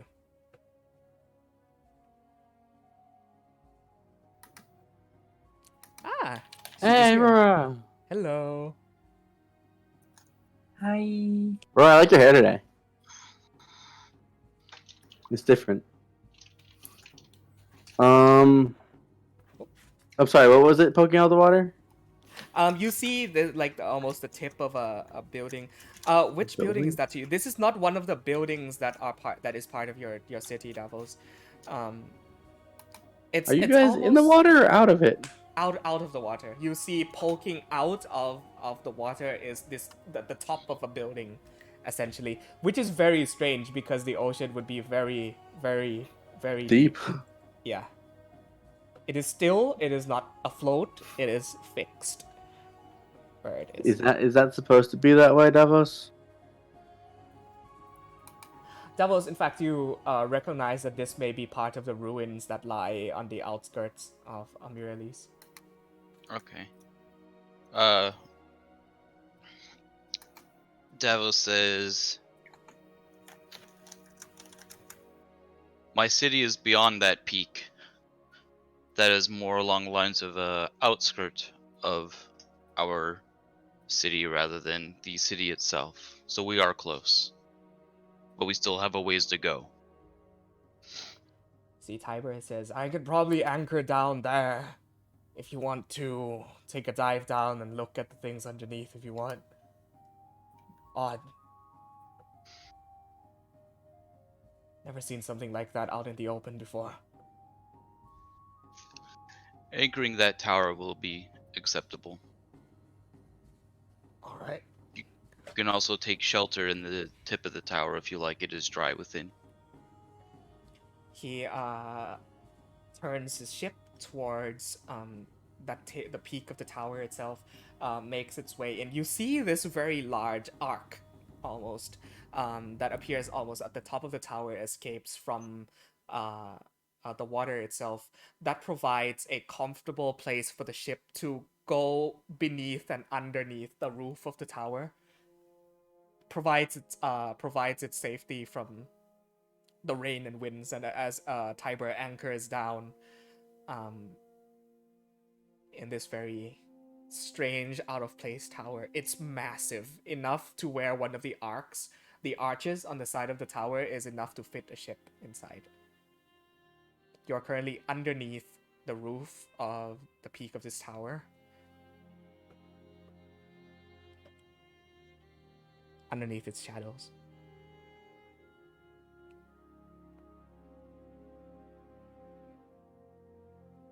Yeah. Do we just dive in here? Or what's the best move? We should make our way under the sea from here. It'll be much safer than being on top of the waves. Yeah.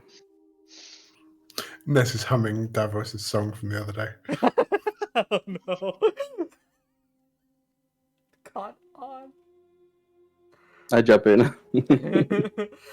Just trying to get her far from that song. Do you pass water breathing? That's the important question. I cast it every morning. Okay. So we all have it for 24 hours. Cool. It is splashdown time then. Alright. We... Go ahead and mark off that spell slot. Akil.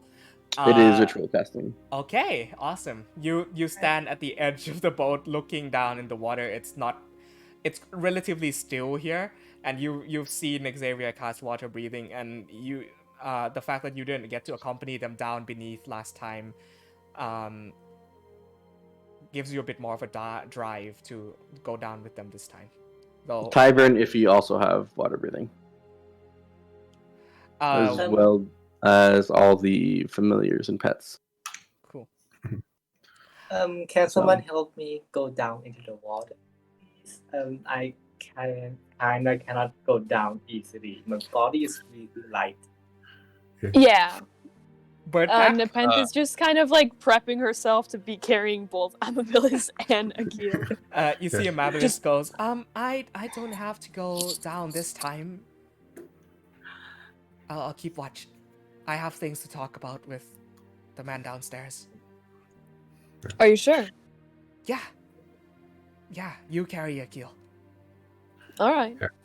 If you think it would help, Akil, we can cover you in shark grease. We have a lot of shark fat left over. We're trying to get rid of it, but no one seems to be taking it. Here's your fun shark fact. Oh. Sharks are older than trees. Sharks are older than trees? Sharks are older than trees. All sharks are older than all trees?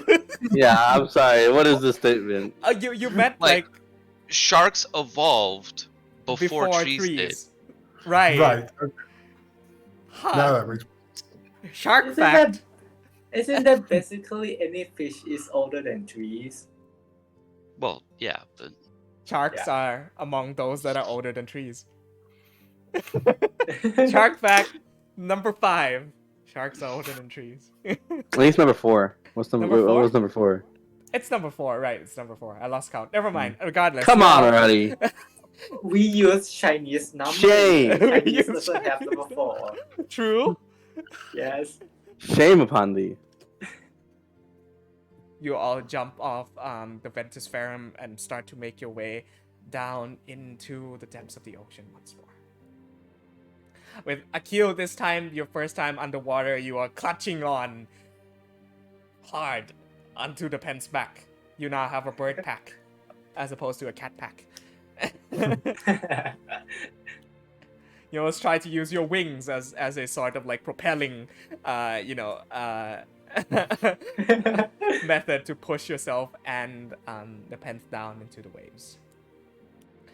As you descend, it's very strange. You're almost coming down the tower itself as if it were some kind of elevator down into the depths without any moving currents or parts, but you are making your way down deeper and deeper into the ruins of this very unfathomably large tower. And it seems to extend all the way deep into the depths and be buried underneath the sands and rocks underneath it. You see all matter of corals and reefs and kelp and barnacles that have grown up along the side of this tower. It is ancient in age.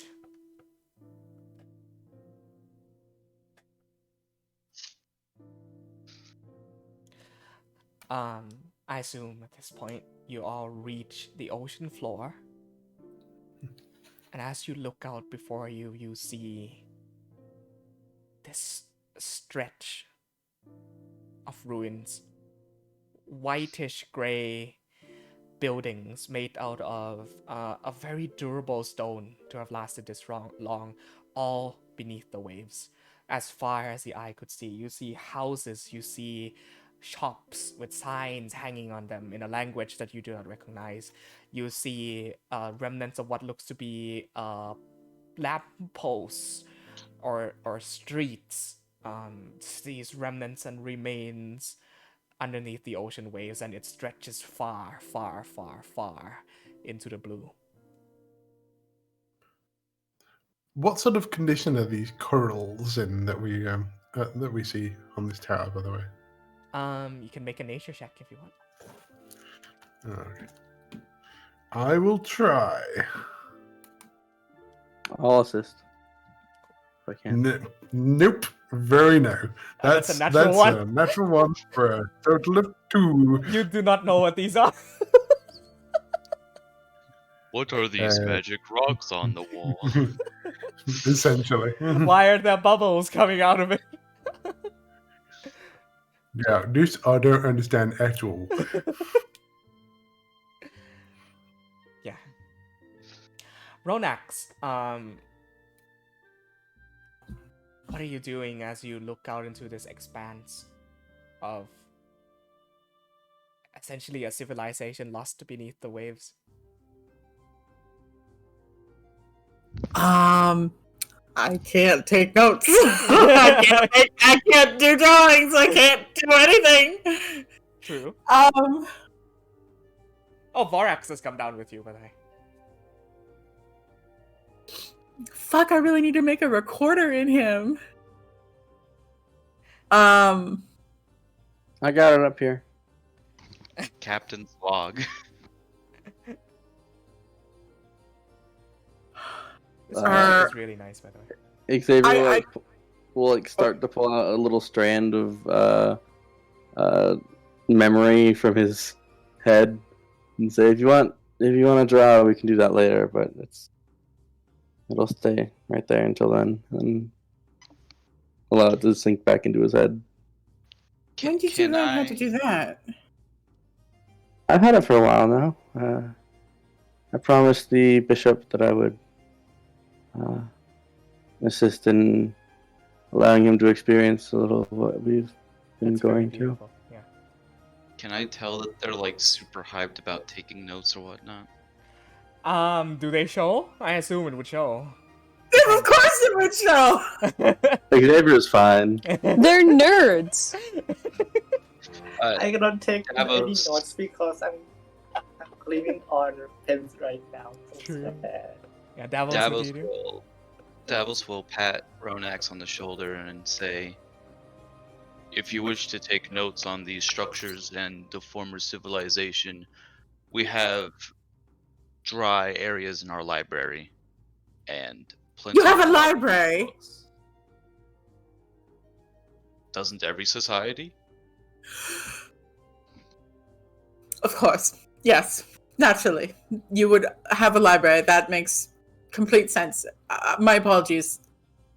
Davos, and you're about 2 days away from Amirales, but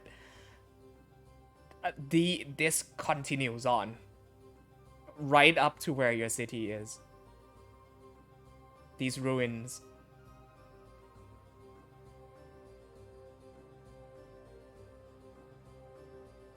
What do they look like? Tell me what they look like. I want to know what they look like. Can you describe them to me? I want to know, do I recognize them from any notes that I've had or any books that I've read? Or what do they look like? At this juncture, you see houses, towers, lots and lots of these towers that seem to have broken off. Some of them have collapsed in on themselves. You see houses, remnants of streets, these broken wooden parts. When you enter a ruin, you guys correctly ascertain its original purpose. Whether those were dwarves, elves, humans, yuan-ti. Okay. This is pre-Realm Shatter. Fuck!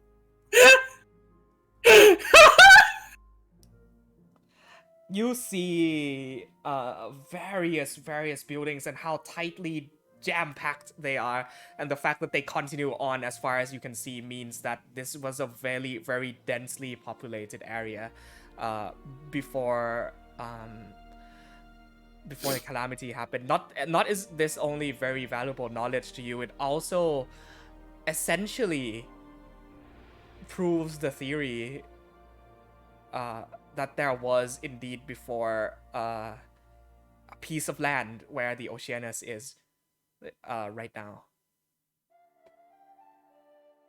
Xavier.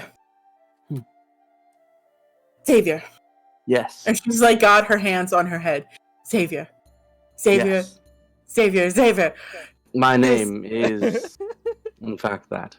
This is what I study. This is what I do. This is what my family has been working on for the last 6 generations. This is it. The ocean or the realm shatter? The realm shatter. We've been working on the realm shatter. The theory. This. No one in that 6 generations decided to go into the water to actually check? It's a bit complicated. I know. I'm Figuring just out theories. This is. This is insane. I'm so giddy. And she like goes and swims around. Can you tell me how this compares to our current civilization? Not like our like people like in real life, but like how the buildings and the scale and the density versus the buildings and the scale and the density and the make of. They are not the usual clay brick houses that are commonplace in Ryfield. They are not like marble stone halls that are common in Thessalia. They are of other make. They are white quartz and glass, kind of similar to Dorcana's architecture actually. And all of these buildings with crystals and stones beneath them. These white tall pillars of a very hard to find, rare and sought after minerals and rocks and all of these things. Just a whole trove of them. Do I recognize any like you said that there's like rocks and minerals and stuff? Do I recognize any of them? You do faintly. There are crystals that would have most likely have imbued these structures with magical properties. Uh, just judging and gauging from everything around you, this is a very highly sophisticated magical society. Not a very technologically advanced one, but almost like a city where magic is very highly utilized. You see all these beautiful stained glass that has been washed over by salt and seawater. You see these massive tall towers that, if partial theories by your father Omen, Olam, your father Olam, had theorized that parts of the realm shattered, cities of pre-realm shatter were held aloft by these crystals and levitate in the air. Not the entire city itself, but parts of it. In fact, Xavier, where you come from, there are a few of these buildings. When the elves sing into existence these structures, these buildings, some of them are held aloft in the air by magical properties, but very, very few. So would you say that they're held by magical properties because they are in fact magical properties? True. Magical properties, yeah. You can't ruin my moment. This is my time to shine. I am going to look at Davos and ask him, would you mind so very much? I'm so sorry. Could I take a few samples?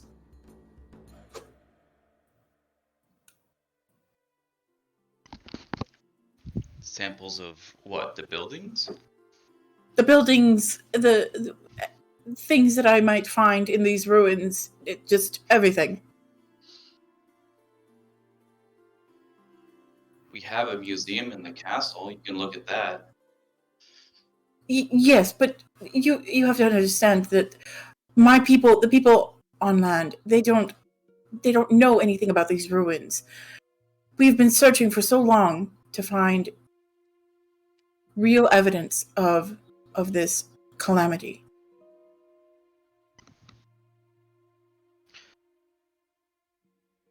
You can ask the occupants of the buildings, the owners, so to speak. I think they would. I mean, these are just ruins. Go around. Yes, but people live here. Oh, do they? I thought it was. Do they? No, we're like 2 days out from the city. Yeah, that would be the main sort of city outskirts. This is like far, far, far out of the city. But they have been come to be inhabited by lesser merfolk and the like. Oh, okay. Ness or Nay, Yes. make a perception check for me. You in particular. I was gonna say Ness is looking to see if he can understand what wildlife there is here. Not great though. Okay. No, it's only a 7. 7. No aquatic life. Like this vast of broken down houses and ruins would have been ideal for fishes to come and inhabit and take shelter in, but instead they are completely devoid of life.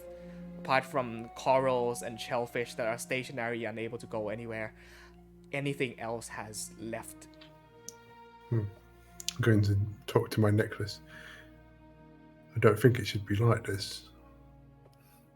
I'm going to say to Davos, is there normally more stuff living down here? Normally, yes. This calamity to our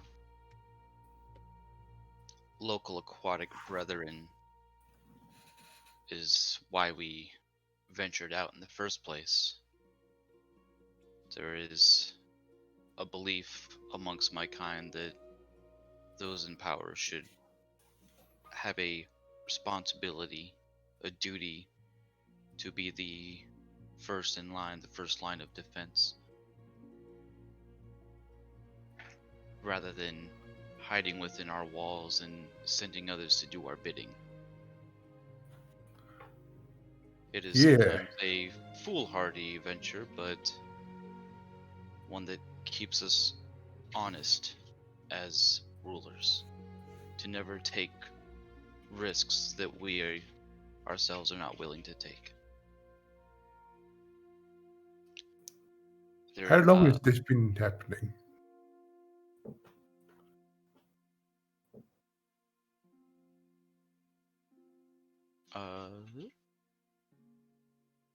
Rati, you got stats for me on that? Yeah, about the better part of 2 months, almost.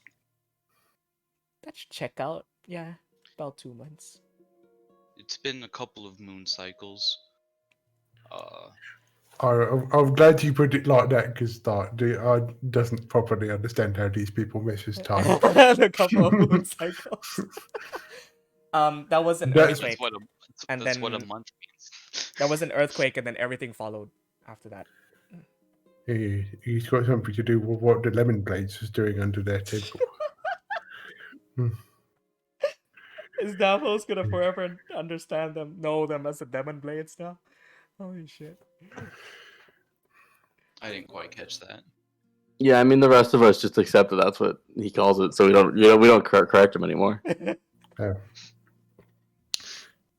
Do you think this was an elf city? I was just going to say this to the group.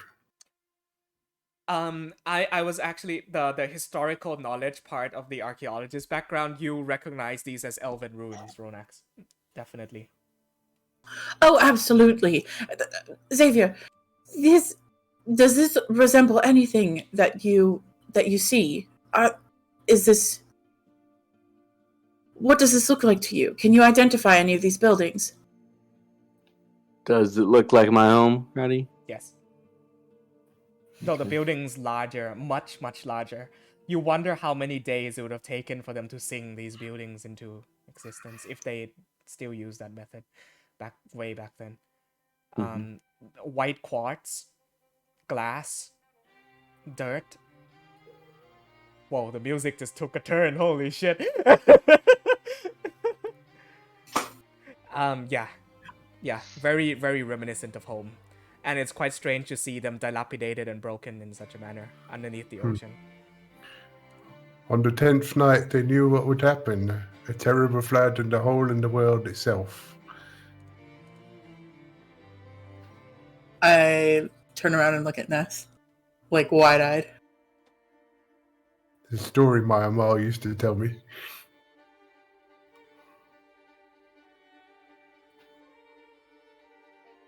You should tell me more of your story sometime.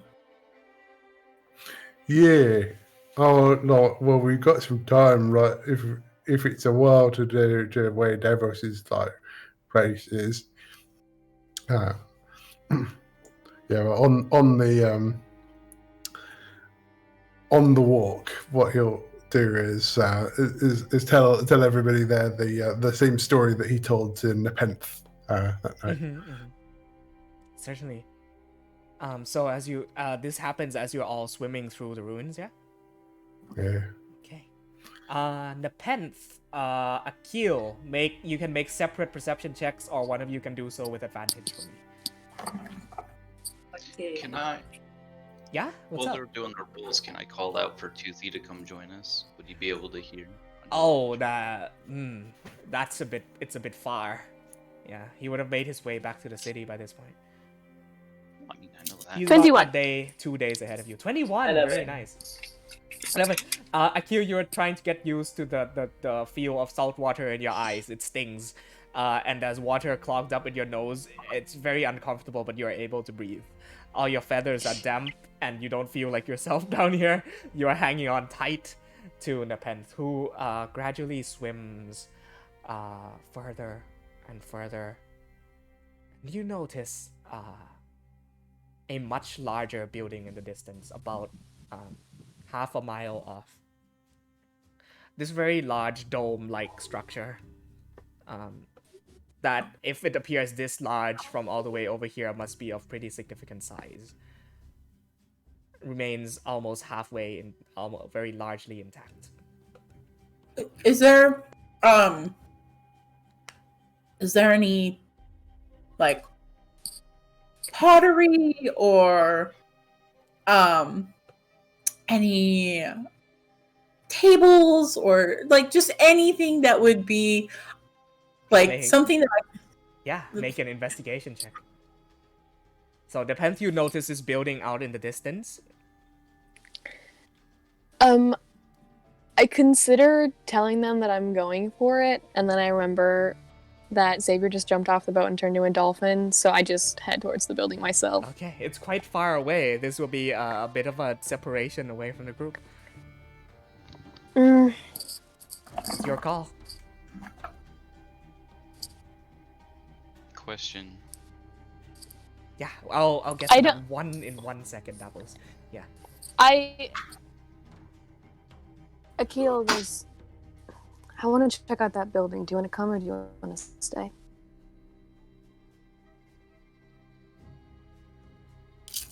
Thank you. Okay. He's holding his breath. No, he's intentionally doing that, I think, because he said that okay. Akio is holding his breath the entire time. Okay. I think. Does it seem like everyone would be heading that direction later anyway? Like, is that in the direction that we were heading before? Essentially, it's like 360 degrees of ruins, but it is in the direction that you're heading. A little bit of a deviation, but on the way. Okay, then yeah, I'm heading there. I'm not trying to be sneaky or anything, so Okay. if someone were looking in my direction, they would see me. Alright. In the meantime, Ronax, you start going through things on the floor. You start digging through the sands on the bottom of the seas. You start taking out tools and like brushing things off.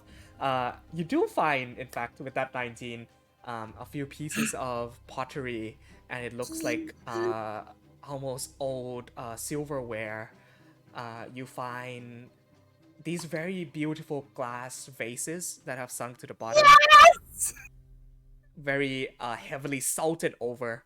However, you find like a jug. You find almost a metal. Sorry. Allow me to imagine this in my own head for a little bit. You find almost this metal container that has been opened, and like all forms of barnacles and shellfish has made it its home. I am going to very gently scrape the barnacles out and do my best to kind of eject them from their home. You start pulling barnacles out of the fucking metal container. You see like almost carved and designed and decorated onto the surface of the back wall itself is a figure of these four humanoid figures with antlers coming off the top of their heads and crowns upon them. They are holding hands with each other, 4 of them. Do I recognize them from my studies? History check. At this point, also, Nepenthe darts off from the rest of the party, starts making her way off into the distance. You see this. Natural Let's 20! go! Oh, fucking shit! Oh my There are a number of stories and old legends and folk tales passed along and accounted for, many of which you have been intrigued by, and a lot of the main narrative before the period of lost history was that theories hold. This is all according to lore and cave paintings and things that have been found beneath the sands of Reuben Ridge and far and beyond research that archaeologists have been digging through for decades. Seems to be the narrative of the 4 kings that is so very prominent, almost has at this point has become a children's bedtime story that once before this Ringed continent used to be one piece of land, and it used to be called the Grand Continent. Whereupon the four parts of the continent itself was divided among the power of 4 elven kings that ruled over it before the calamity happened. I'm gonna. You said that it's like a metal container, right? It's essentially like a closet almost, and it is painted onto the back of it. A closet? Yeah. So I can't like pick it up and carry it with me. No, you can like attempt to break off that piece of wood and bring it with you. That piece. I'm not breaking anything. You're crazy. Of course. I'm gonna flag down Xavier and Ness. Yeah. What did you find? Elven kings. Do either of you know anything about them aside from children's tales or anything like that? Do you know any further history? I assume I would. They have nice antlers like mine. They do. What's the story about them, and why is there 4? We'll get you to a moment. We'll get back to you in a moment, Rora.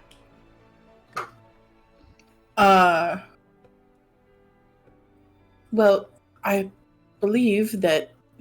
Correct me if I'm wrong. And she looks at Xavier, but I believe that this is the 4 kings that perhaps were ruled over the continent before the realm shattered.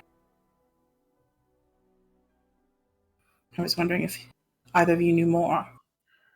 Well, the Amal that had the dream about the tree turning black, she went with. They say that she and her tribe went with the elves, just to a place where it grew green and wild. So maybe it was like one of them. Xavier, you can, if there's anything you recall, you can go ahead and like just say it out loud. If not, you can make a history check with advantage if you'd like. I don't really. I feel like I was told King lore in like session 0, and that's about it. Yeah. This is your city's history, basically. With advantage, so you can go. That's a very good roll, but in case you get a nat 20. 17. Okay, 21. Passed down through the members of the city of Dorcanus, you've always thought to be thankful to And the realm shadow was only like 400-ish years ago. Am I right? No, but that was when the Black period, the period of darkness, and you're about 400 years into the Age of Restoration. That was an unknown amount of Dark Ages before that. After the realm shatter. So like, to maybe. So like, my dad's dad was probably alive before, like, pre-realm shatter, right? Like in Elven society, it's like two generations back. Makes sense, yeah. About 1,000, 2,000 years. Yeah. Yeah.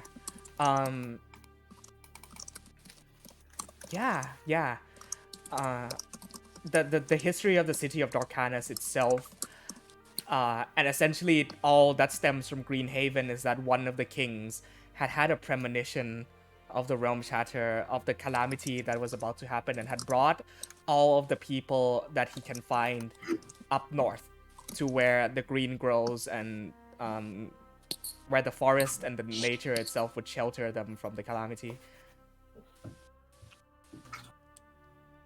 Yeah, I'll just relay that then. Oh, this is amazing. This is fantastic. Thank you both. And she like hugs she like one arms around Ness and one arms around Xavier. Very nice. It makes me really happy to see you excited.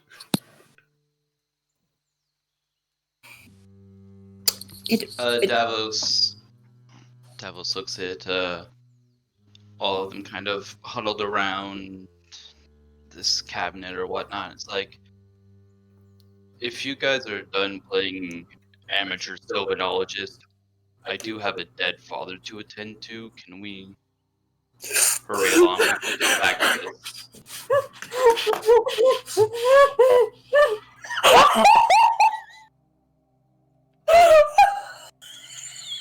I can't tell if this is Amir laugh or Ronak's laugh. Oh my god! No, this is me laugh. This is me laugh. Okay. Oh my god! Sad Ronax.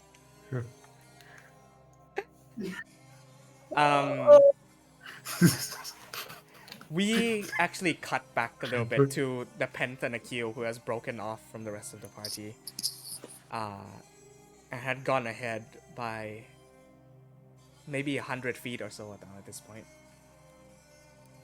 Look back and see that nobody has followed, but you are still headed towards that large building, which grows larger and larger and larger in your vision as you get closer.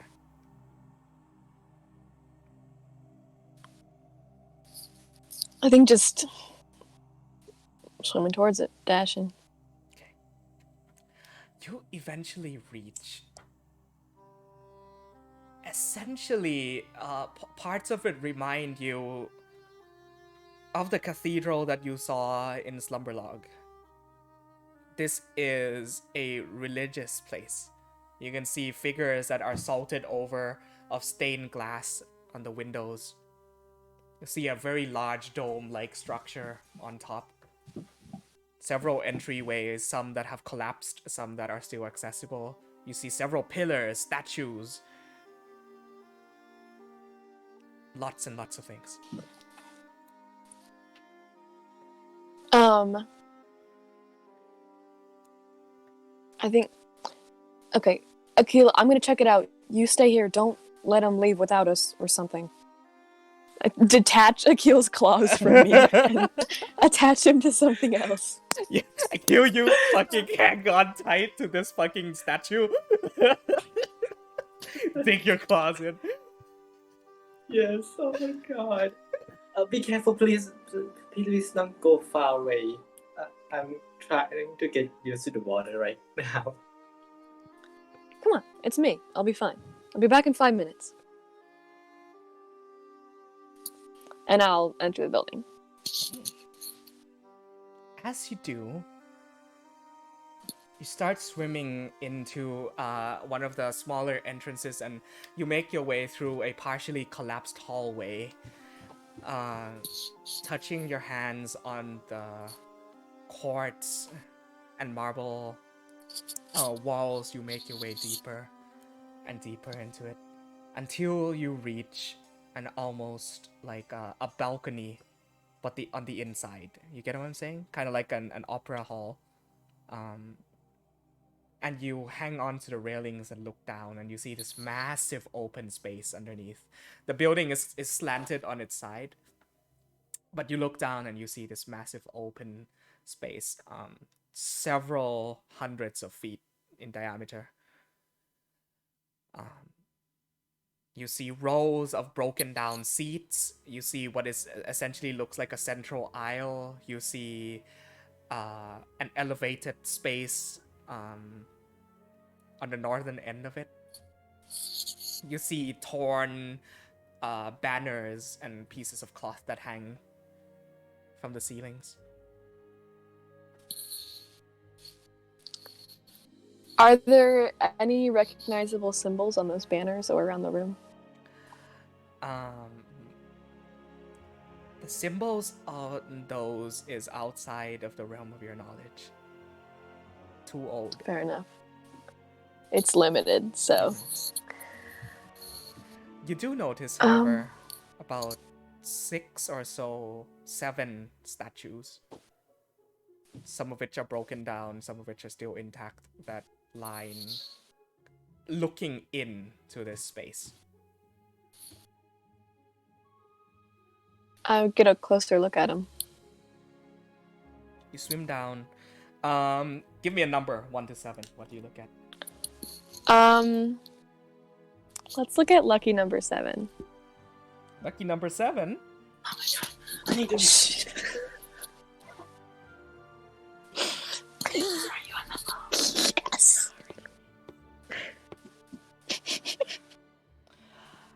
Number 7. Number 7 is this very large, grandiose statue made of, looks like marble and quartz with these jagged edges, some of which has broken off. You look to the floor and you see a massive wing. The statue stands on 4 legs. Large draconic head. 2 pairs of wings that have fallen. One is still intact, the other has fallen off onto the floor. Large, sharp fangs, majestic, huge. Huh. There are engravings on the sort of the pedestal that it is raised up upon. You cannot read what it says. Fuck!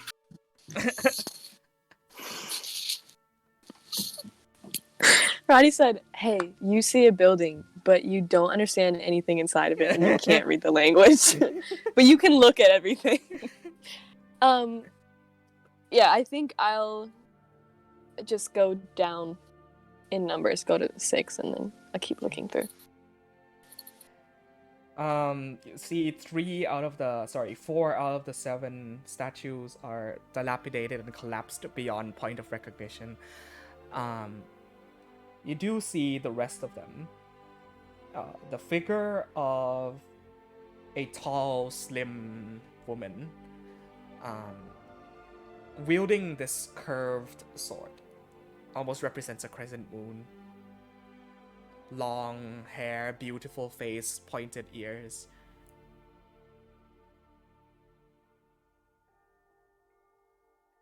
Make a perception check. Okay.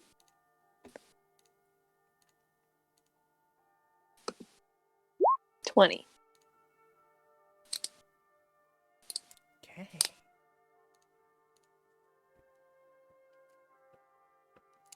You don't know if it's just you, but the further you stay, the longer you stay and the further you venture, the water gets colder around you. Freezingly so. Your feet touch ground, and from where your feet touches, these fractals of ice begin to and freeze the ground beneath you. And a cold wave washes through.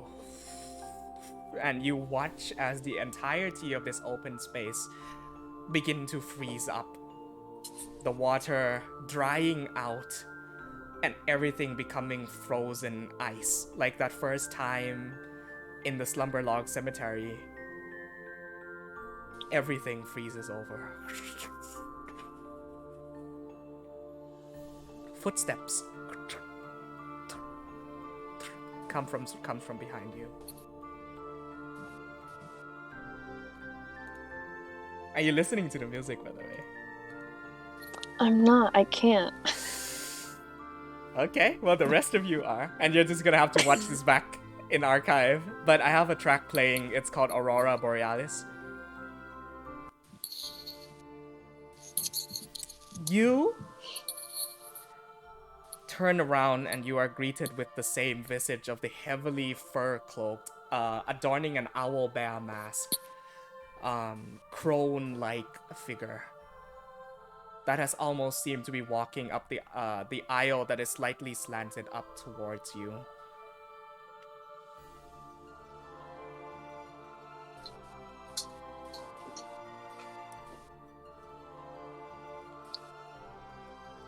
Didn't expect to see you underwater.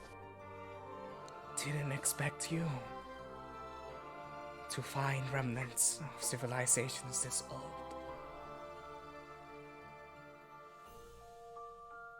You have gotten stronger. Again, I see. Well, my friends like to get into trouble, so it's sort of like an occupational hazard at this point. See, she walks up to next to you, her height almost reaching yours. Actually, exactly the same height as you in this form, a little bit taller even. You are nearing the source of where everything happened so very long ago.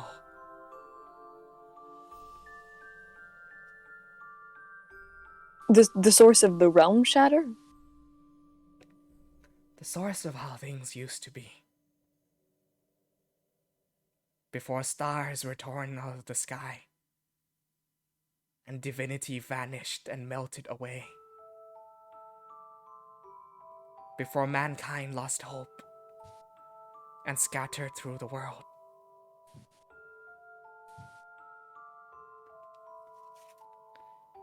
I believe you are being in pursuit of something else.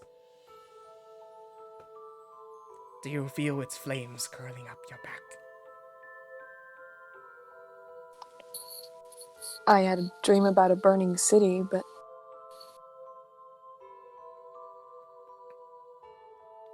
what does that have to do with anything? At this time of the cycle, my power fades. I am no longer...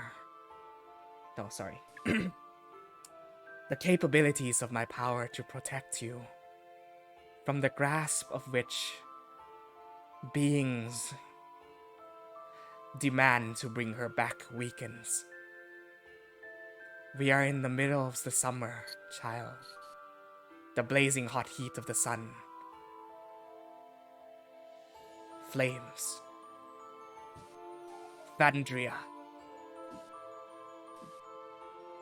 Grows stronger.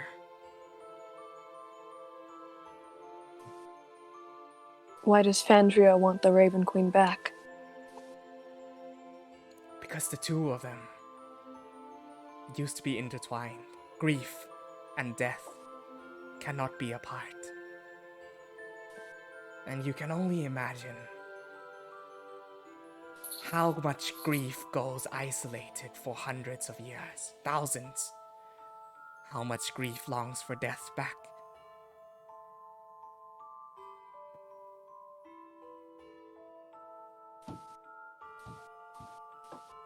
So that's what follows me then. Grief.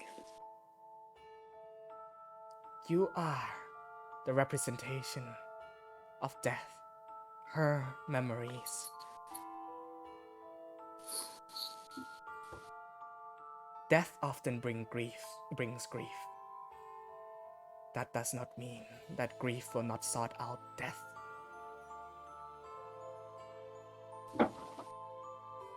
Do you know what you are, insolent child? A burden to you. You are not a burden. You are a memory of a long distant past, where winter and cold was not one with death and parting. You are the last memory of death in its purest form. When she departed and you were made, do you know what they called you?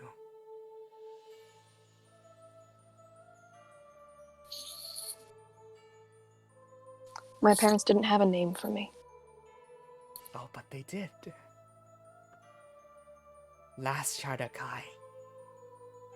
You are Memento Mori. Memory of death. The Queen's return is inevitable. As inevitable as death itself. You are her last remaining memory. Her Memento Mori. If I'm a memory, then you may as well forget me. But why do I have the feeling that you do not want that to be forgotten? Left alone to wither away. A black If this crow. could be over.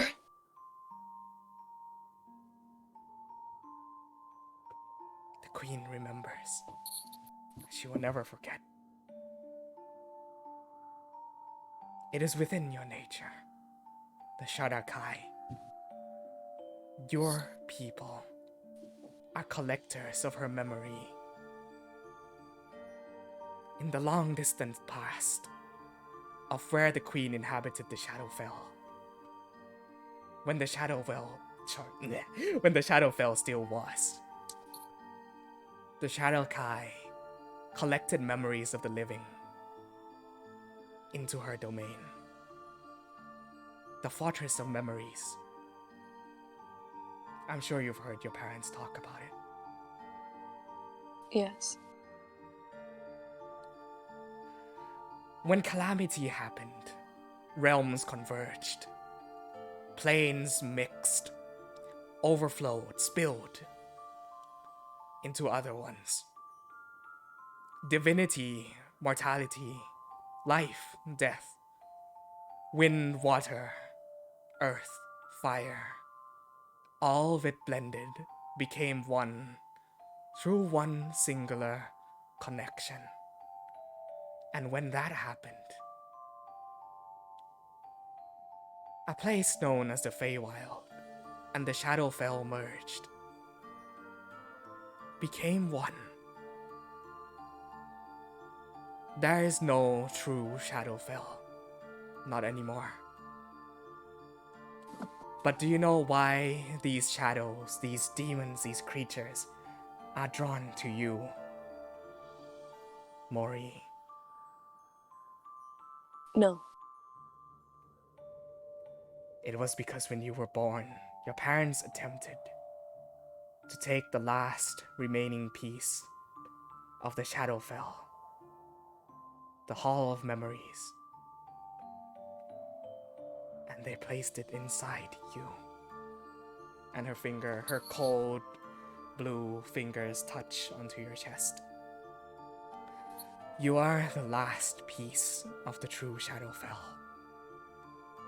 Everything that remains within their memory.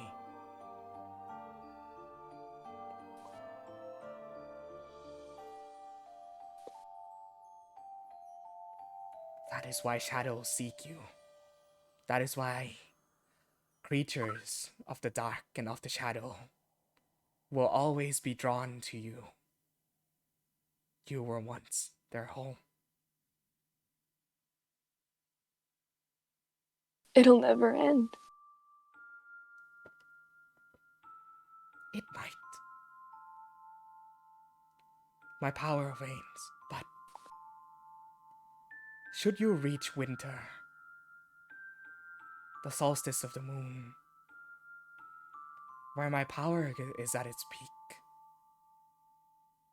the end of year, end of cycles, the last remaining month, and should that feather remain frozen until then, bring it to me.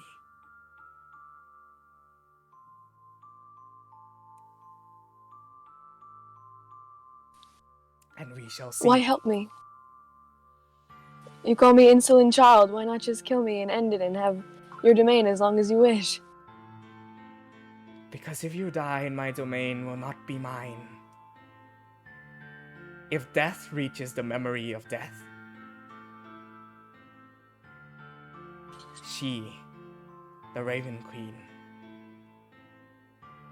will be able to achieve her truest form. But keep in mind, my help to you is only through the purposes of maintaining my own domain. I am death, not her. I am the cold that delivers parting, not her memories. And upon this throne I sit, and I intend to continue to. Killing you does not solve anything. Separating you from her will. But bear in mind, Then- child, winter, the end of the end.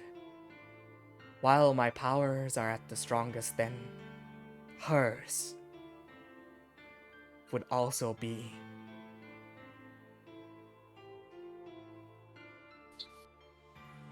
Then so will mine. And you see this figure start to almost melt away in the seawater, and everything, the surroundings, everything that surrounds you also begin to sift away and melt and return to the ocean-like state, and the water warms. And you are where I'll see you once at the solstice. Here on the pet peed. were. I'll kill you with my bare hands. Like, I don't know what to say. Oh my god. Nimbus takes a second. And then I think just heads out. You catch up with the rest of the party. Ronax is still, like, snout digging through, like, fucking pots and pans and, like... No way. At the mention of, like, him calling her an amateur sylvanologist, Okay. she would just be done. She'd be like, fine, fuck you. Fine, fuck you. And then you come back out and you see Akio, like, clutched onto the base of this statue, which looks to be a leg, and this massive fucking humanoid leg that only comes up to the calf and has broken off. I just grab him, put him on my back, kick off, and just... What did the other statues look like? The thing is, I know that she wouldn't look. As much as I want to look, I know she wouldn't. Fair. I want to know so bad, she doesn't give a fuck. Come back to the rest of the party. So right now she's legging it while unlegging Akil. Oh Yes. my god. she left. She's swimming, not running. That's fair. Therefore, that pun doesn't work.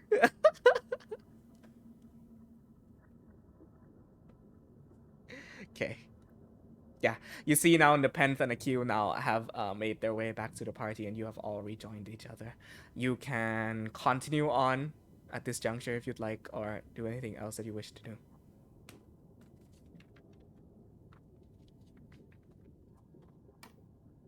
I'm looking at the box that Rodax found. Which one of the four do you think it was that went to Greenhaven? Can you describe how they look to me, Auntie? Sure. You don't have that prepared. I have an idea, and I didn't think I would have to. Well, it's a fairly simplified sort of design. You see, one of them is in this very heavy red, almost like autumn leaves, with green robes, a staff in one hand. You see the other wields two swords. Has this like kind of blackish gray leather about himself. All four of them have antlers, and they appear to be antlers from different animals. One of them has like these deer-like antlers. The other one has more of like an elk. One has these protruding almost like what's the word for the animal? These like almost like they come up to like cups. Moose? Yeah, a moose. Yes. Thank you. A moose horns, and the other one has these tiny little fawn horns. Okay. I point at the one with the staff, and I brush my hand over it. This one. Oh yeah. Well, maybe. I'll pat the quarterstaff on my back.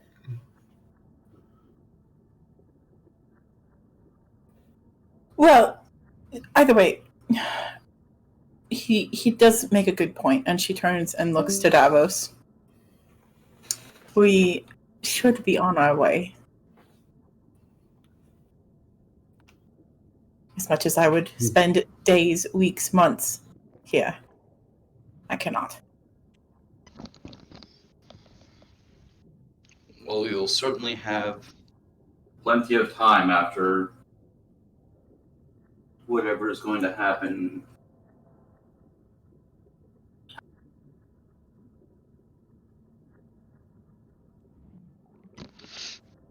Sorry.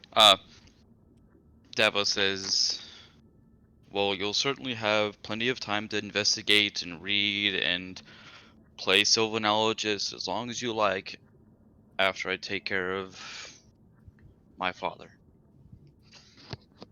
Please, I am an archaeologist.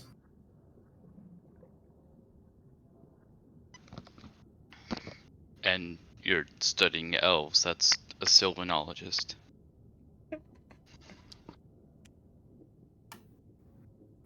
My field of study is more broad. Are we going to be on our way now? Yes. Just for the purposes of rounding things up and to make things a little easier, I will say, pardon me railroading a bit here, but as to make things easier for next session, you make your way back to the ship to put all of your findings away, gather with Amabilis, and potentially Tiber as well if you want to bring the boat back out.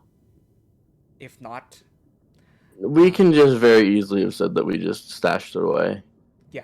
you somewhere start. in the ruin. Well, we can just say we stashed it in the ruins and kept going, and then we'll pick it up on the way out.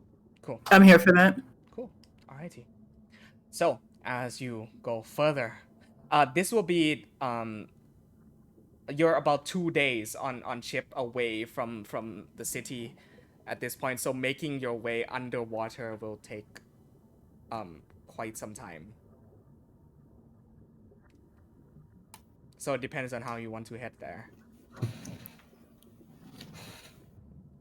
I thought we had agreed that we were going to go underwater from here on so that we didn't fuck up the ship. That's the plan. Yeah, I understand. It would be a few days travel underwater though.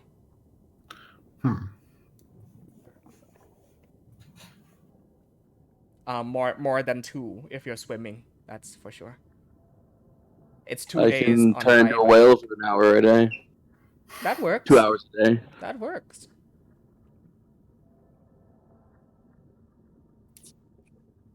It's your call. Whale! Okay.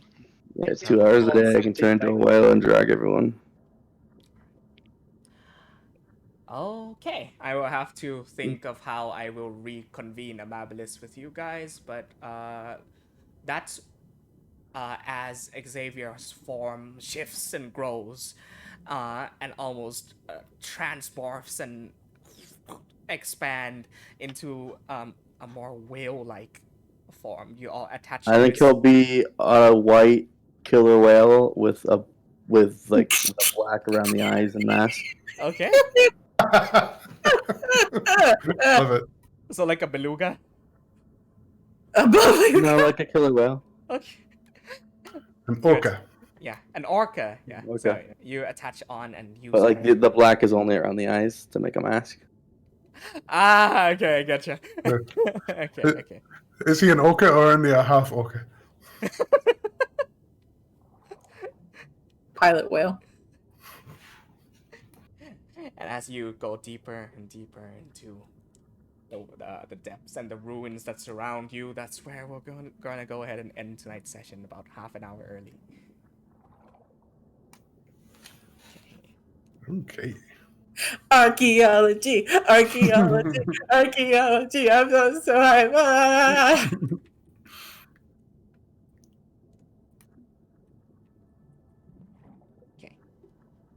Thank you, those of you, for joining us on stream tonight. We're missing the full capacity of a lot of our members, but everything should be back on track by next week. Yeah. Oh, I did that while we were still on stream. I'm assuming it's nothing you don't want people to know. Hopefully next week we'll have an intro video already before stream starts and during breaks. So yeah. Archaeology. Okay, say bye. Bye, everyone.